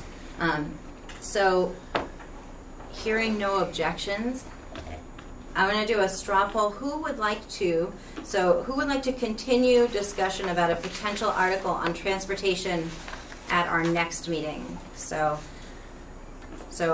yes, you would like to continue discussion. No, you would not like to continue discussion. Steve, I'm looking for a thumbs up or a thumbs down. Okay. And I don't mean to imply it would be this exact language. Okay, so that looks like... We need to know where Herb's thumb is. All right, I will ask Herb about his thumb in a minute. I think we get a thumbs down, so we got 1, 2, 3, 4, 5, 6. Caleb, are you registering a thumb? I don't know. I can't okay, that's remember okay. where we We go sideways. Okay, and then we got how many ups? 1, 2, 3, 4 with thumbs up. Herb, in the straw poll on whether to continue discussing a possible article about transportation, would you be a yes or a no? Uh-oh. Herb? Falling asleep. We know he's a yes. Herb? We're pretty sure. I hate to register the vote, but I will Right. say he spoke very strongly about this Are you article texting him? last Are you meeting. texting him? No. Okay, so He's still on the phone. Oh. So at this point, I can text as it. is our I'll text common it. situation, this is obviously not a motion, but 6 and 4 or 6 and 5 or even 7 and 5 is not going to put us into 2/3 in either direction. So I don't know, I'm going to think about that. We're going to move to the next straw poll about the education quality and equity. So can we do the same question? How many people would like to continue discussions at our next meeting about a possible article on education quality and equity? 1, 2, 3, 4, 5, 6, 7, 8 down, 2 up. You're not going to weigh in? So yeah. Are you changing your vote? No. So 8 no, 2 yes. Herb, are you with us? Paging Herb. Wouldn't affect it. Have we lost him? Do we need to No, call he's him back? he's still His on there. phone line is still open. Okay. Yeah, I know he said he was juggling multiple commitments this evening during the meeting. I think so. Okay, so then so that was the education quality and equity. Let's go ahead and do a straw poll on the long-term cost savings. How many people would like to continue discussion of the long-term cost savings at a future meeting? 1, 2, 3, 4, 5, 6, 7, 8, 9 thumbs down, 2 thumbs up. That's great. Herb? Okay. So it looks to me, based on the number of people participating in our straw poll, that it is likely that we would have a 2/3 majority if someone wanted to make a motion about the education quality and equity and the long-term cost savings.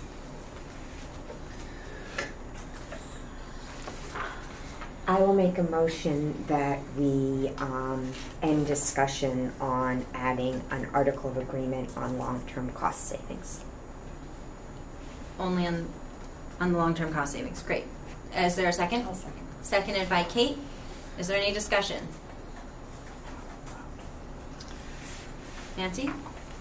Just want to remind us that we were simply asking that whatever we put in our report, that there be a report on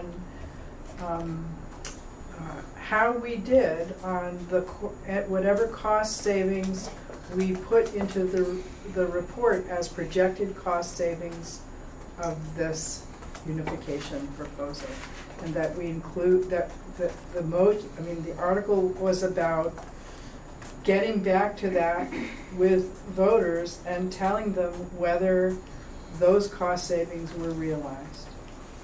Great. Thank you, Nancy. So all of those in favor of the motion to end discussion of the article on long-term cost savings, please raise your hands. So it's 1, 2, 3, 4, 5, 6, 7, 8, 9 in favor. All those opposed? 2. Herb, are you present? So that would be 9, 2, and 1. So that motion passes. Herb? Who's back? Yeah, I'm here. Okay. Herb, we just took a vote. I'll have to abstain.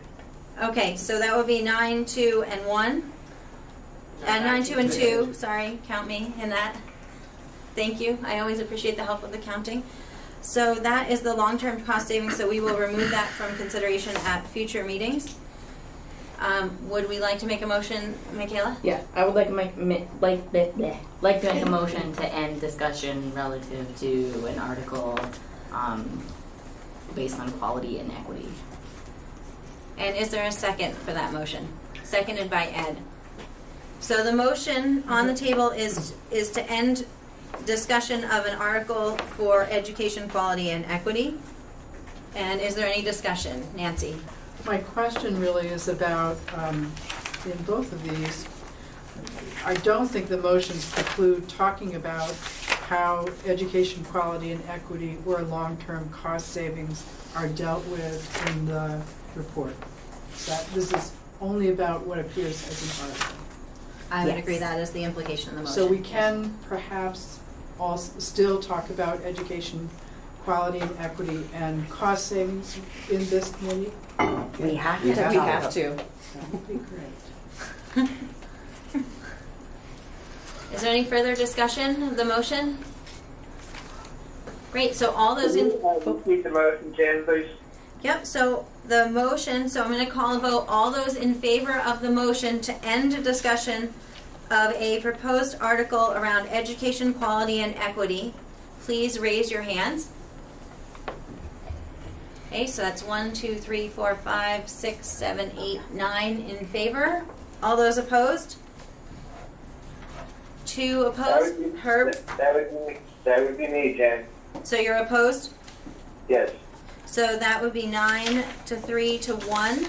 So that motion passes. So we will also end discussion of the education quality and equity. Based on the straw poll, I'm not clear that we're going to have a successful motion in either direction on the transportation. So perhaps that's one that we will see if Steve has any brilliant ideas for us next week. Great, thank you all so much. That's very helpful. I didn't want to presume that because we didn't approve any language that we didn't want to talk about stuff. So I wanted to make sure that the committee had the opportunity to make a decision on that. So that's very helpful. We did also forward out today some comments we received from Donna Russo-Savage on the articles. I don't believe that it is a good time for us to get into those at this point. So we will need to revisit those next week. I will ask you to please review those if you haven't already done so. For the most part, what she has submitted, I think, is, again, some wording, predominantly wording suggestions, but we will plan to have some brief discussion of those next week. Excellent. Thank you all so much for your work on this. So we are going to move on to agenda item number 5 to work on the draft report. I wanted to just point out as we move into this topic that we did include a fact sheet from the AOE about the property taxes. It is pretty heavy stuff, but hopefully you guys got a chance to look at it. I think, thank you, Armando, for sending that. I think you sent that over to me, right? Yes. Yeah. Yes. Yeah. What sheet do you need to? It was at the back of your agenda packet, starting on page 16. It's Yeah. Jeff Francis's. No, is it by Jeff? No. Vermont Department of Taxes. It was this one about how the property tax rates will be established, and I honestly don't want to have to give an explanation of it just yet. I've got to study it a few more times. But I didn't think that we would necessarily have a discussion of it as a committee. I just wanted to, it came to me from Armando, thank you, and so I wanted to put that in here for everyone's information. So the main thing that we wanted to talk about, I believe, tonight with the report was we wanted to talk a bit about the approach that we're going to be taking and then look at some of the data. And I know, Katrina, you had some questions or some discussion points as well, so we'll make sure we get to those. Allison, did you want to kick off the discussion of the report? Feel free to say no, but I just wanted... No. I don't feel I need to say anything. Okay, great. So I guess basically what we would need to do is just give the committee kind of a sense of what we would like to talk about with the report. So we had circulated a draft of the report. So we had circulated a draft of the report earlier in the week. Since the time that draft was circulated, we've gotten some feedback from our wonderful team here in the main office that they have some suggestions of how we might address some of the information in a different structure that might be a little bit more efficient, maybe. I don't know if I should editorialize it that way. But Katrina, do you want to say anything about that? Well, when Allison reached out to me last week and said that the committee was looking for some data and some information, we asked for some more specifics. It's been, as you know, tricky for our office, making sure that we're in attendance and have a lot of time to help support your team. And as you can see, we're making our symbolic gesture to show you that that's going to change. We really appreciate all of the work that you all are doing on our behalf and on the behalf of all of our learners across all 5 towns. So in looking at the list first, my first goal was to divide and conquer. So I took the list that Allison sent and I tried to make a Google Doc and I tried to assign Howard and Susan and myself and whoever in the office could help us pull together some couple paragraphs to kind of satisfy each one of these headings. But I didn't like how that was feeling. It didn't feel like it was going to flow very well for you. I went and I looked at probably 5 different examples from our neighbors and from other places around the state, and really thought that the narrative version was going to sound better for our, keeping in mind that I too am a taxpayer and have, a deep interest in where we move and how I would want to read this if it came to my door. So I took a stab at a narrative, trying to weave in some of the pieces that you all talked about wanting, and it very much, the narrative itself in the language that I'm playing with very much mirrors the example that I think you have in your packet on page 26. But I don't think we've shared the one we were playing with yet, right? Nope. So we're still in the midst of playing with it. I'm on page 7. I'm about 12 hours in. So I kind of wanted to stop and make sure that this was the direction that we wanted to go if we wanted to leave people with copies or share the Google Doc with all of you tonight so that you have a chance to look at what it sounds like, what it looks like between now and next Wednesday. That was what I was going to ask. Does that sound reasonable? She's been a great grammatical checker, too.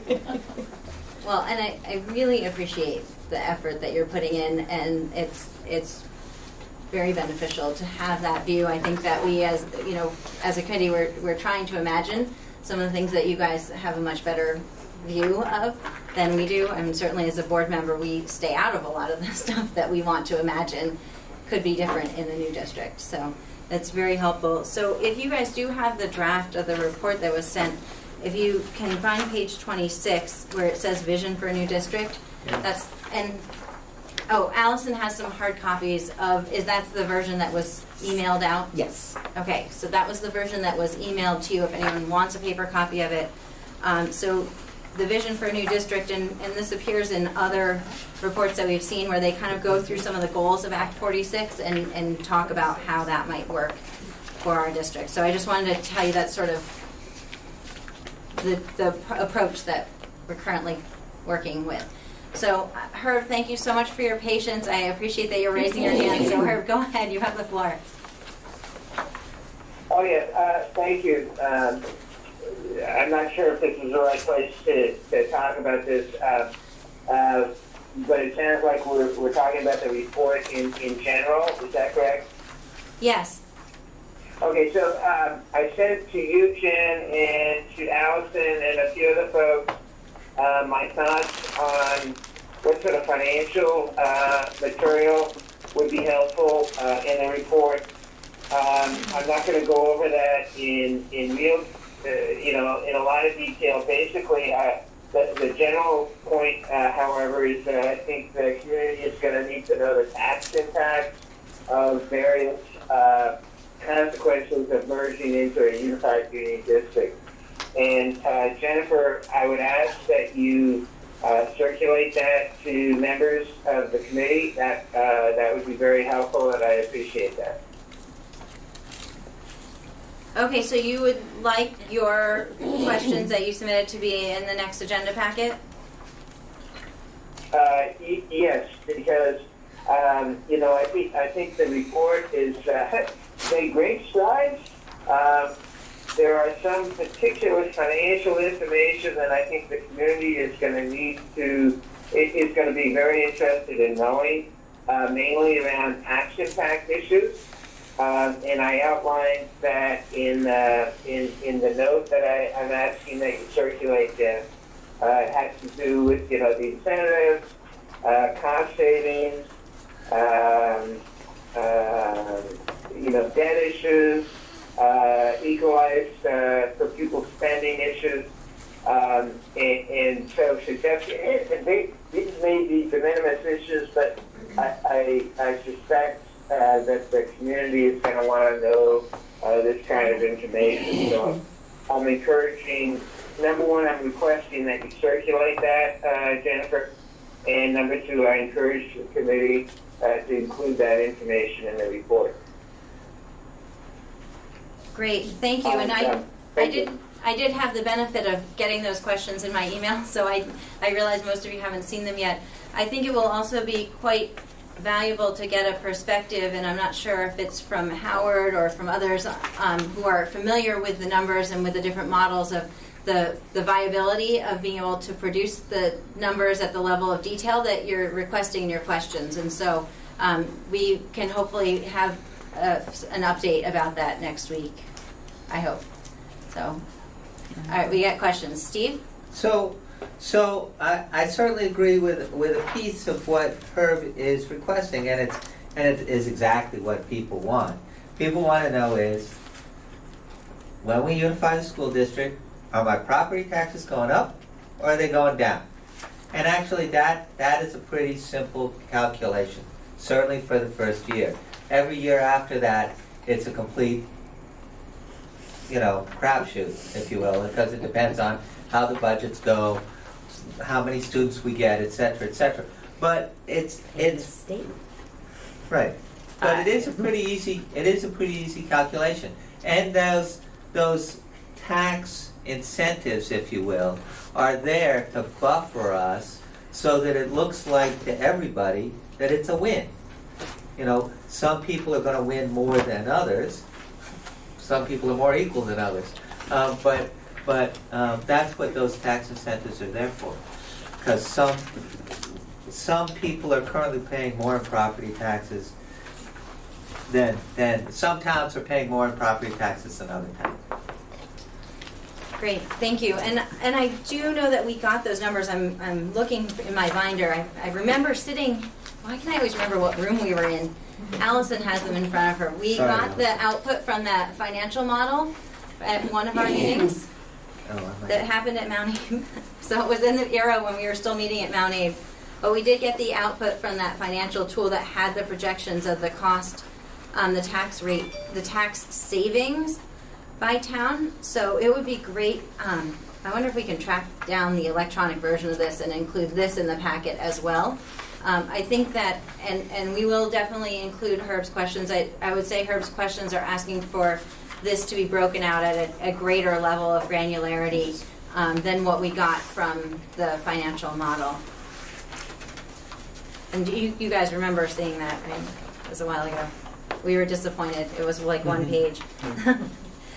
Okay. Elin?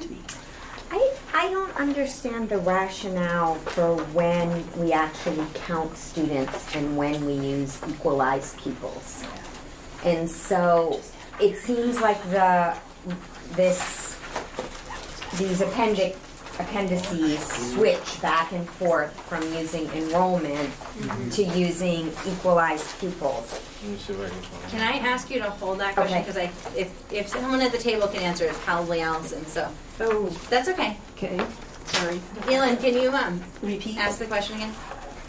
I'm assuming that the rationale for using enrollment in some and equalized pupils in some is because that's what the state uses. But I don't understand. Assuming that that's true, I don't understand why the state is switching back and forth between those two things. So the rationale in the charts provided, you have education spending per equalized pupil. Yeah. Those two things will always be tied together. It will never be enrollment against education spending because it's particular. So then you have enrollment, and that's enrollment as of October 1st. Right.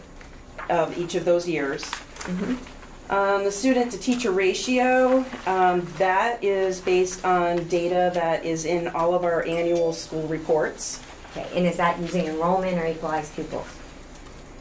My assumption was that was using enrollment. I'll have to look. What was the question? Can you just repeat the second question? So the student-teacher ratio, is that that's using enrollment? The equalized pupil is a funding mechanism because equalized pupils have a weight. So that's really, when you look at funding, it's equalized pupil, we're really talking about each student has a weight. High school students are weighted at 1.12. So that's where and that comes directly with the funding piece. And so we don't think about that as how many. I would think that would affect how many teachers you need. No. That's not how many bodies are in the room. That's right. Right. No, But that enrollment is what drives Enrollment, that. that's right. Right, but if you're giving 1.25 for special ed, or okay, Or never other mind. I'm things. sorry, That's spending. That's a larger thing. So the theory, though, from AOE or from whoever came up with this brilliant equalized pupil thing, that is a lot of math, right? But the idea is that some students you need more services, right? I completely understand why we use equalized pupil. I don't understand why we don't use equalized pupils other places as well. But Yes, teachers, equalized student, teacher, equalized ratio would be a funny. No, I think As an example, though, so at the high school level, with various sports and things that cost money, that's why high schoolers. That's a part of why high schoolers have a greater weight than elementary school students. It doesn't mean that when you're looking at how many students are in the classroom, it doesn't change that. It's just because we have those additional expenses that maybe aren't really directly connected to the classroom. Okay. Great. Steve? Also back to the student-teacher ratio. This is just a general question, and take it as from a member of the community. It's actually a series of questions. Is it true in general that high schools tend to have, and I would assume the answer is yes, a lower student-to-teacher ratio, or not? Not particularly. Okay. No. And then the ANESU district is all the schools combined, and same with the state, right? The state Yes, figures all students. Using enrollment, not equalized pupils, just to be clear. Well, no, Right. it's No, I dependent on each chart. Oh, It okay. states specifically what Okay, yeah, it all right. is calculating. I'm good, thank you. Nancy? Just a couple of things. I know you were going to check, and you may not have had a chance yet, Allison, to check on whether the student-teacher ratios are talking about classroom teachers or whether they include all licensed teachers. But so there's that piece. But I also do want to point out that on the enrollment chart, at least Lincoln's numbers are not correct. So you're looking in the report draft, is that where you are? Yes. And, I mean, just for example... Actually, the ones in the report draft, don't look at. The new sheet is what you should be looking at. I updated the numbers today. Although I don't think those numbers are going to change. I mean, Lincoln's numbers were way off. Well, it's... Are you counting Where are pre-K? you? Are you counting pre-K? What page Yeah. are you on? Well, so in the She's on- report that was sent to me, Yeah. I'm on page 5. The enrollment for Lincoln for 15-16 or 16-17 is in the 130s, but they're really 114, I think. Pre-K. Oh, it does Pre-K. include pre-K. That all of them look a little bigger, Nancy, I think. because Oh, of the I see. pre-K. So that Yes. needs to be made clear, that it's pre-K to 6 or pre-K to 12. Ours is the opposite problem. Like the New Haven one is way less than what the other ones were at 116, and then we had 106 in the room, and this says 91, and that was the previous year. So I Well- don't know if I took it out of the documents that are in our annual school reports.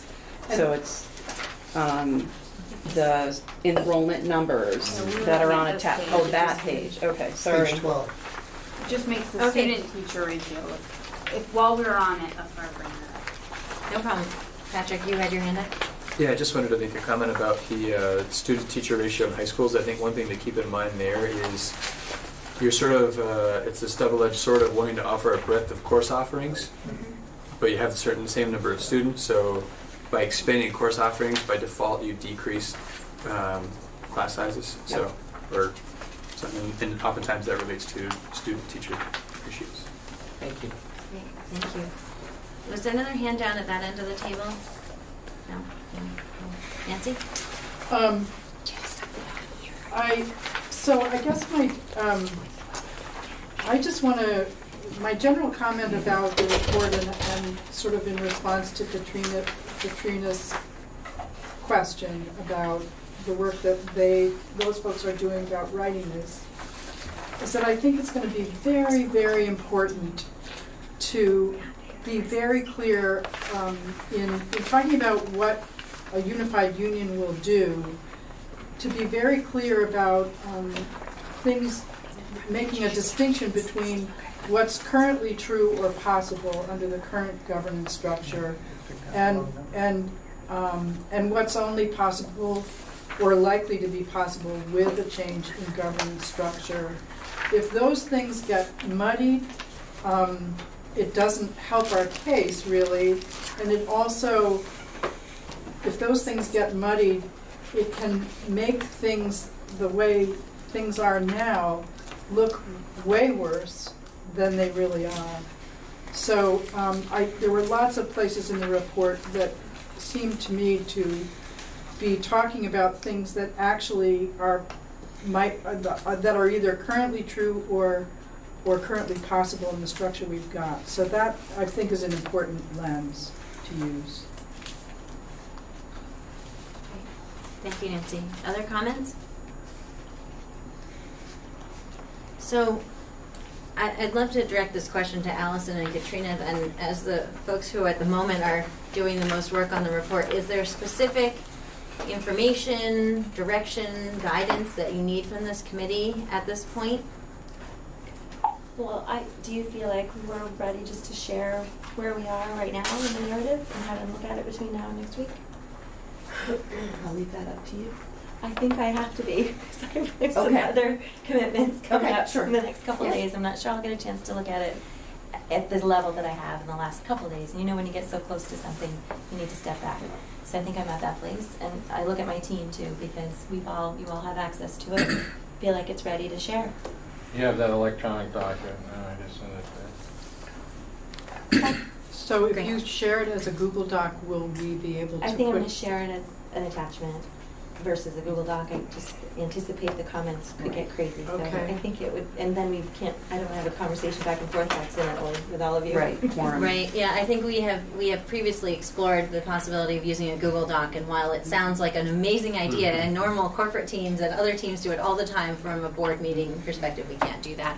So, great, so what I would ask, and perhaps you guys are at this place now, but to have, if it's possible, to have the narrative that you've been working on, Katrina, kind of together with the rest of the content with the most current numbers. Yeah. Is that where it is now? Do you think so? I think so, yep. So all So these I'm reading newer through it. numbers are in there? They're not in the document itself that Katrina has created, because she was working on that at the same time I was working on these. But as I was reading through that, I saw exactly where these pieces can go in for that. Whether it is an appendix that holds the majority of the financial data, and then a couple pieces go in the report with the narrative. But yes, we can figure that out. So this report. So I just want, I like to be crystal clear because it helps everyone know what's going on. It helps me know what's going on. So are we ready to, like, at 9:01 or whenever we end this meeting, are we ready to PDF and send this out? Do you guys need to, do you want to put the charts in there? So Yes. maybe Yep, we'll be talking about like tomorrow or Friday being ready to share it with the committee? Friday will be a good. Friday idea. would be a good target to see that come out to the committee then. We are going to ask then that everybody read the entire report for detailed discussion next week. Is that? I'm going to send it to you in a Word format so that you can put the drafts where you think makes What? sense. So, Sorry. so I just want to be clear because we have a couple times had the report get shared and then we haven't been wanting to discuss it in detail as a group. So if, like, I just want to be clear that this means that next week we're going to allocate a big chunk of our agenda to talk about the report. Hopefully not to say whether it should say may or shall, like we have with the articles, but to look at what's in there and if we're good with what's in there. Okay. You have been suitably warned that you're going to be expected to have read it for the next meeting, Nancy. So you're saying we're gonna, when do you think we'll get it? By Friday. By Friday. And my End of other the question day. is, what kind of feedback do you want?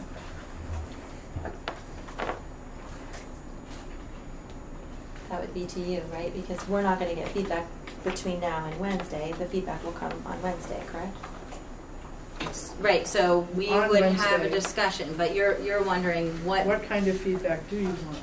So I guess I would suggest that as a committee, we should start with a broader discussion. I don't know that it's going to be a valuable use of our time to get really nitty-gritty all together. Certainly if you have nitty-gritty comments, providing those in writing probably to Allison.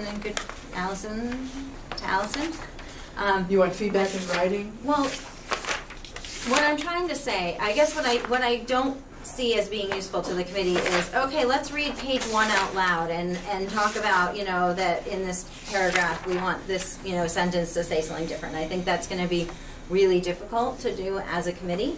So to me, I think what we would be trying to discuss as a committee is what kinds of stuff is in this report? Do we like the vision that's being set forward? Do we feel like we've got enough numbers in there, right? So it's sort of a broader kind of discussion. Does that make sense to folks?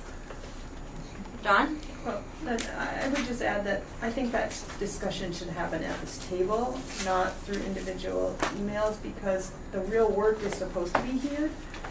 That is the way that we provide information to our community by hearing it, and it helps all of us understand it better if the conversation is here at the table and not through a series of emails to one person to make changes. I just feel like the work should be done right here at the table. Great, thank you, Dawn. And I certainly didn't mean to imply otherwise. I think my question is, I guess what I'm trying to acknowledge is there's a difference between I found a typo on page 27, right, or maybe this word would go better in that sentence, and that level of very detailed comments that maybe doesn't warrant a full group discussion.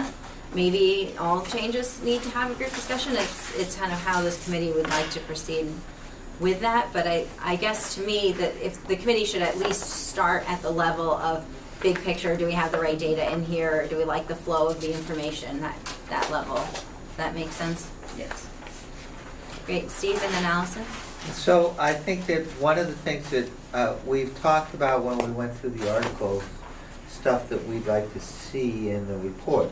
I guess I thought it was useful in some of the articles when we had draft language. So if you find a big chunk that you think is missing, that, draft up some language, and perhaps it can be part of the agenda packet that goes out. So I absolutely love that suggestion. The logistics of when the agenda packet is probably going to come out tomorrow. Yikes. So I don't think even if the agenda packet came out on Monday, that would still require a pretty quick turnaround. Okay. But certainly feel free to bring anything suggested like that to the meeting on Wednesday. How's that sound? In hard copy. Just bring your ideas, right? The idea is instead of saying, gee, y'all should write about 15 pages about this, it's this is what it might look like, right? That's sort of your suggestion? Yeah. Okay, great, thank you. Allison? I'll let Patrick go. I'm all set. I'm sorry, I didn't even see your hand up. That's okay. No, I'm good. You're good. Okay, Nancy? I guess I wonder if we could ask the committee, does the committee agree that what is projected as changes as a result of a change in governance, that what's in the report about that should be things that are possible, that are not already either happening or possible in the current governance structure? Does the committee agree that that is what the report should be telling people? So you'd like to ask the committee like in a straw poll or by way of a motion? Or we could talk about it, or however you'd like to do it. I don't know. I hadn't planned it.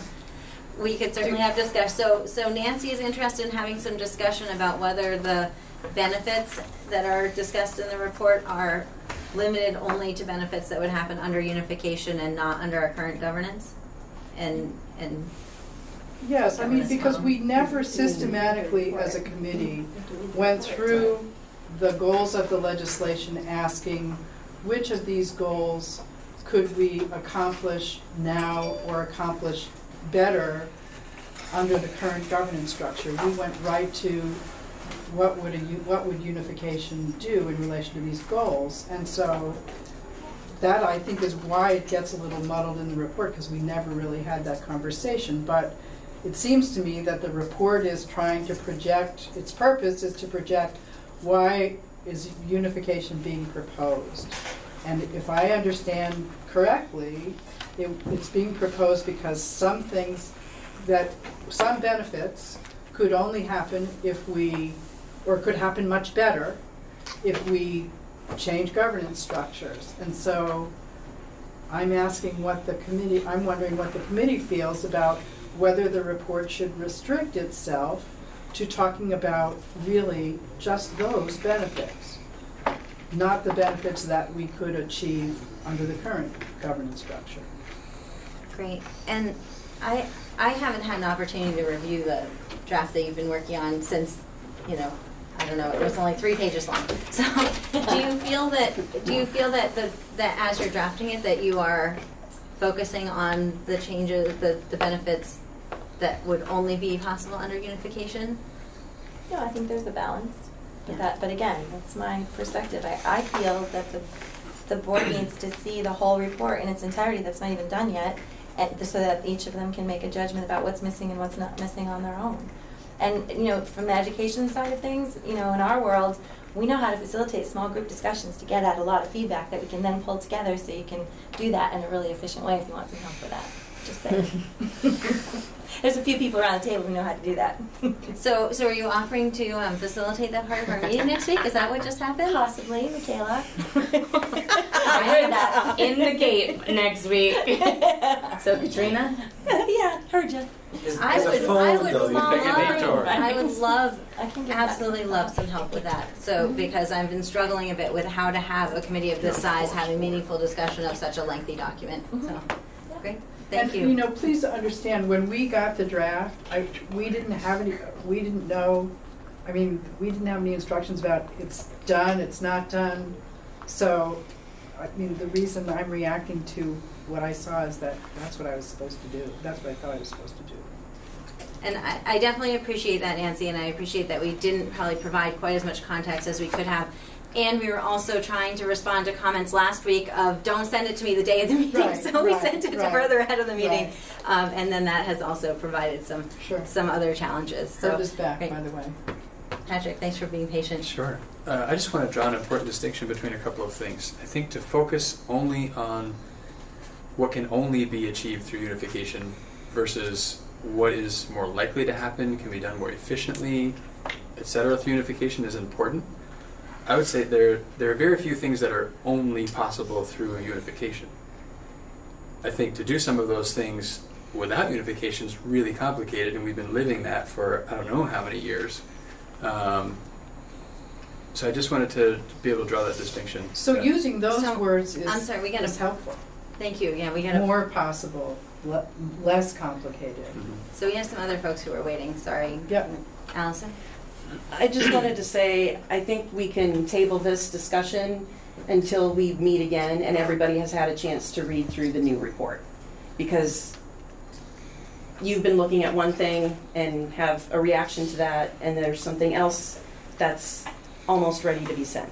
So you will be able to, everybody will be able to look and read the new report, and then we can have that discussion. But I think to have that now is putting the cart before the horse, because in my personal opinion, you have to talk about all of those things. You have to talk about our current structure, not unifying and unifying. So all of that has to come together, and you can't restrict it to one or the other. So no one here, other than a few of us, have read this specific report. So I would just suggest that we hold off on determining how the committee feels about such and such until everybody's had a chance to read it and see if it meets their concerns and what other suggestions they might have. But I don't think it's a beneficial conversation to have right now because no one has seen it. Well, it'll be helpful to know when you send us things if you expect us to read them and what kind of feedback you want. So that'll be helpful going forward. We will work on being better about that. Thank you, Nancy. Were there some other hands down at the end of the table? No? I'm hallucinating hands raising at this point. Ed, go ahead. I appreciate the fact that many important, big, expensive functions, IT, special ed, transportation, have already been merged into the central office. However, I also believe that unification or merger of the whole union will allow even those centralized functions to work and be performed and more efficiently than they are now. I believe that absolutely. We can't put our finger on it. We will experience it eventually, but I believe that. Great, thank you, Ed. Any further discussion? Excellent. All right, I just want to close discussion of this by just saying thank you again, Katrina, Allison, everyone who's contributing to putting this report together. It's a lot of pages, it's a lot of thinking and a lot of work, a lot of digging through different sources of data that have different numbers and different versions of the same numbers. So thank you for your work on that. I really appreciate it. So moving on in the agenda, this, you guys, this has not happened in months. We are on schedule. I'm sorry. Whoa! Okay, we are on agenda item number 6 of other business. Does anyone have any other business to raise this week? Oh, I have like 10 things. No, you don't get to talk. No. Sorry, that was terrible. Okay. Okay, before anyone gets too giddy, we got a hand up. We have some other business, though. We're still focused. Mike, your other business? I just want to note that today we had planned on having a public meeting that we canceled because I was feeling that we weren't ready for it, and wonder whether you or others have considered a timing for that meeting. So our current work plan is included on page 3 in the packet, and it's funny, I actually didn't put that as an agenda topic tonight to visit the work plan.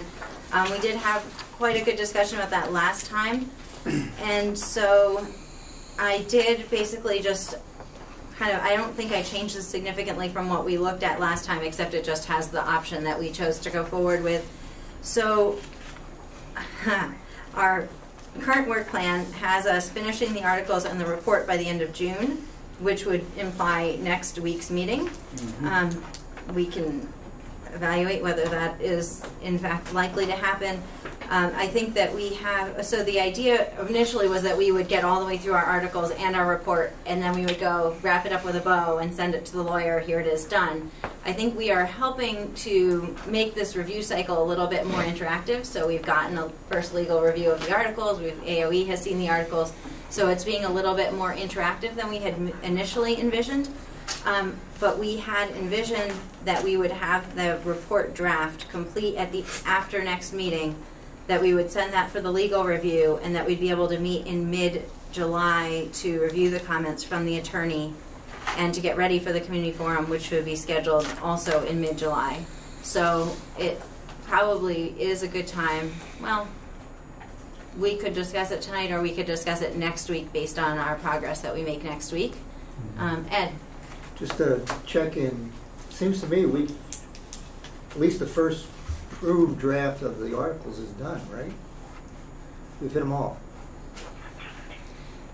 So we have, as a committee, approved all the 16 drafts that are, or the 16 articles that are currently in there. I think the only one that is possibly still pending discussion is if we wanted to add something on transportation. We are still sorting through, I think we had one other one, I don't even remember, a couple hours ago now, but I think we had one other one that we wanted to discuss further with Steve next week. Transportation. Just the transportation. Okay. But yes, I think our articles are at this point fairly well together. Typically, the way the review and anything that would be presented would be the articles within the context of the report. So the committee does need to get that work done as well. Great. So Herb is raising his hand. Herb? Herb? Yes. Yeah, sorry about that. Actually, my question is answered. I was interested in knowing what the timeline was going forward. I actually see that on page 3 of the agenda package, so I assume that has been changed. Correct. Great. So one... I didn't realize it wasn't finished, but if I could just finish on that same line. I had been in communication with Nancy Yannette about facilitating the meeting. I did communicate with her that the meeting was canceled or postponed to be announced later, and I just want to ask, should I be in touch with her about a potential new date? We can visit that later. I just want to recognize that we were in communication with somebody about facilitation. Great. So I would suggest that we visit the question of the date at our next meeting. So part of what was driving that, certainly we value connecting with the community and feel that it's important to get this information out to the community. You know, part of the question is where in the review cycle does all of this need to happen? Technically, we are required to present the articles to all of the local school boards prior to the point when they go to the State Board of Education for approval. So while we had envisioned wanting to do that before we sent them to AOE, we actually are not specifically required. I mean, it would be optimal to do everything one step at a time. I have heard from other communities where they have done things concurrently. So maybe they've sent in the report to AOE and they've sent it to the boards. I know the date has been selected for the all boards retreat, which is in August. It may be difficult to get a quorum of all the local boards during July, which is a month in which school boards do not normally meet. So there may be an advantage to having this be a topic should there be time on that agenda and for the all boards retreat. We could certainly explore that. That doesn't change whether we need to connect with the community, whether we want the community to see the report before we send it into AOE. But that is something that was in the mix there. Again, on the path of less desirable but still possible, Steve Stitzel mentioned that with the Rutland Northeast, that what they had done is they actually, so he was saying that if we really had to, we could still have our articles approved by the State Board of Ed in October and still have a November vote.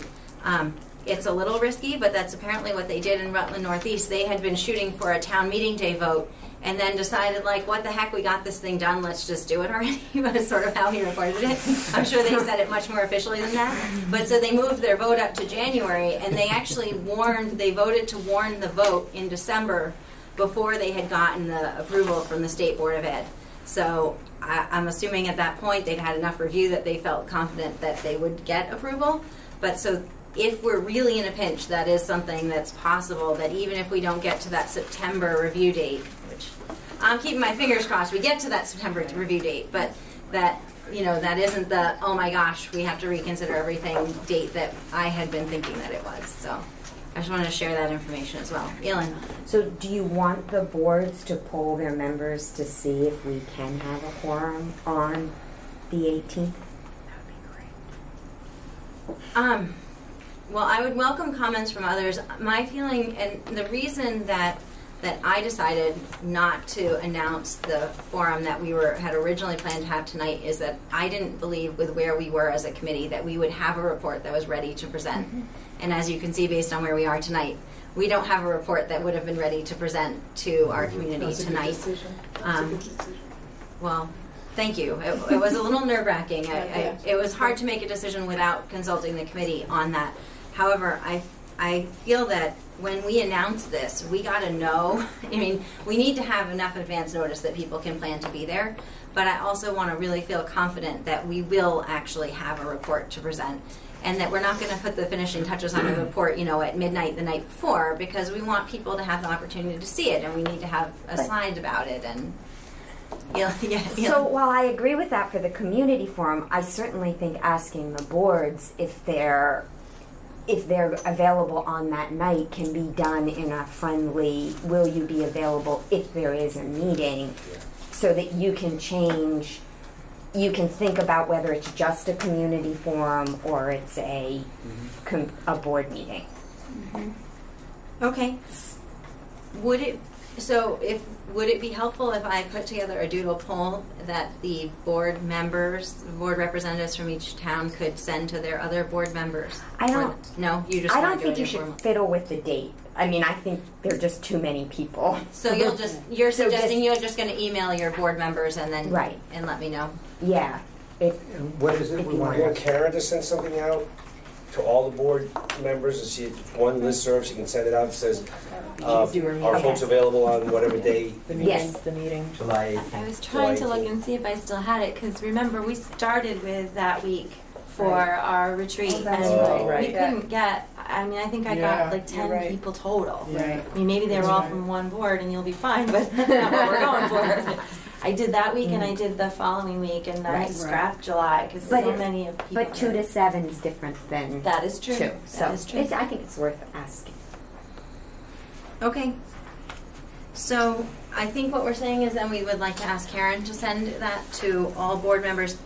Officially, we need the elementary boards because we need to consult with the towns.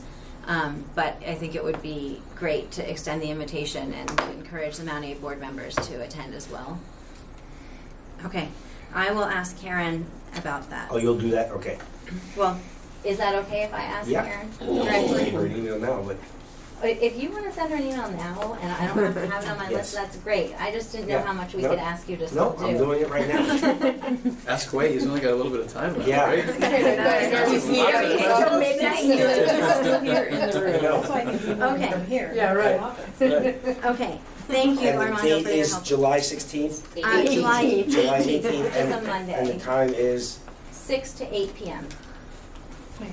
So you're not thinking of that as the community forums? Well, it's potentially, yes. The question we're answering is, would we be able to have a quorum of school board members if it was a community forum and a board meeting? I see. Right, for a community forum, we need to announce it far enough ahead that people can get there, but we don't there's no like quorum of the community that we could poll. Right, so we could still have a community forum that night, and we might have to present to the boards at a different time if we don't have enough people from the boards then. We're as unlikely to get a good community forum turnout as we are board turnout. Well, that is the nature of our timeline. I think it's, that if we want to have an opportunity for community to provide input before it goes to AOE, that's it's going to be sometime in July. So whether it's, I don't know how we can ask the community if more people are on vacation that week or the next week, right? I think that we will need to continue to have community events in the fall about it that will be just at a different point in the process.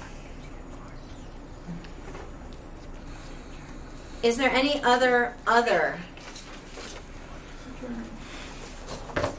Then I would entertain a motion to adjourn. Sarah moves to adjourn. Is there a second? To adjourn. Is there a second? Michaela? Yep. All those in favor of adjourning? Aye. Aye.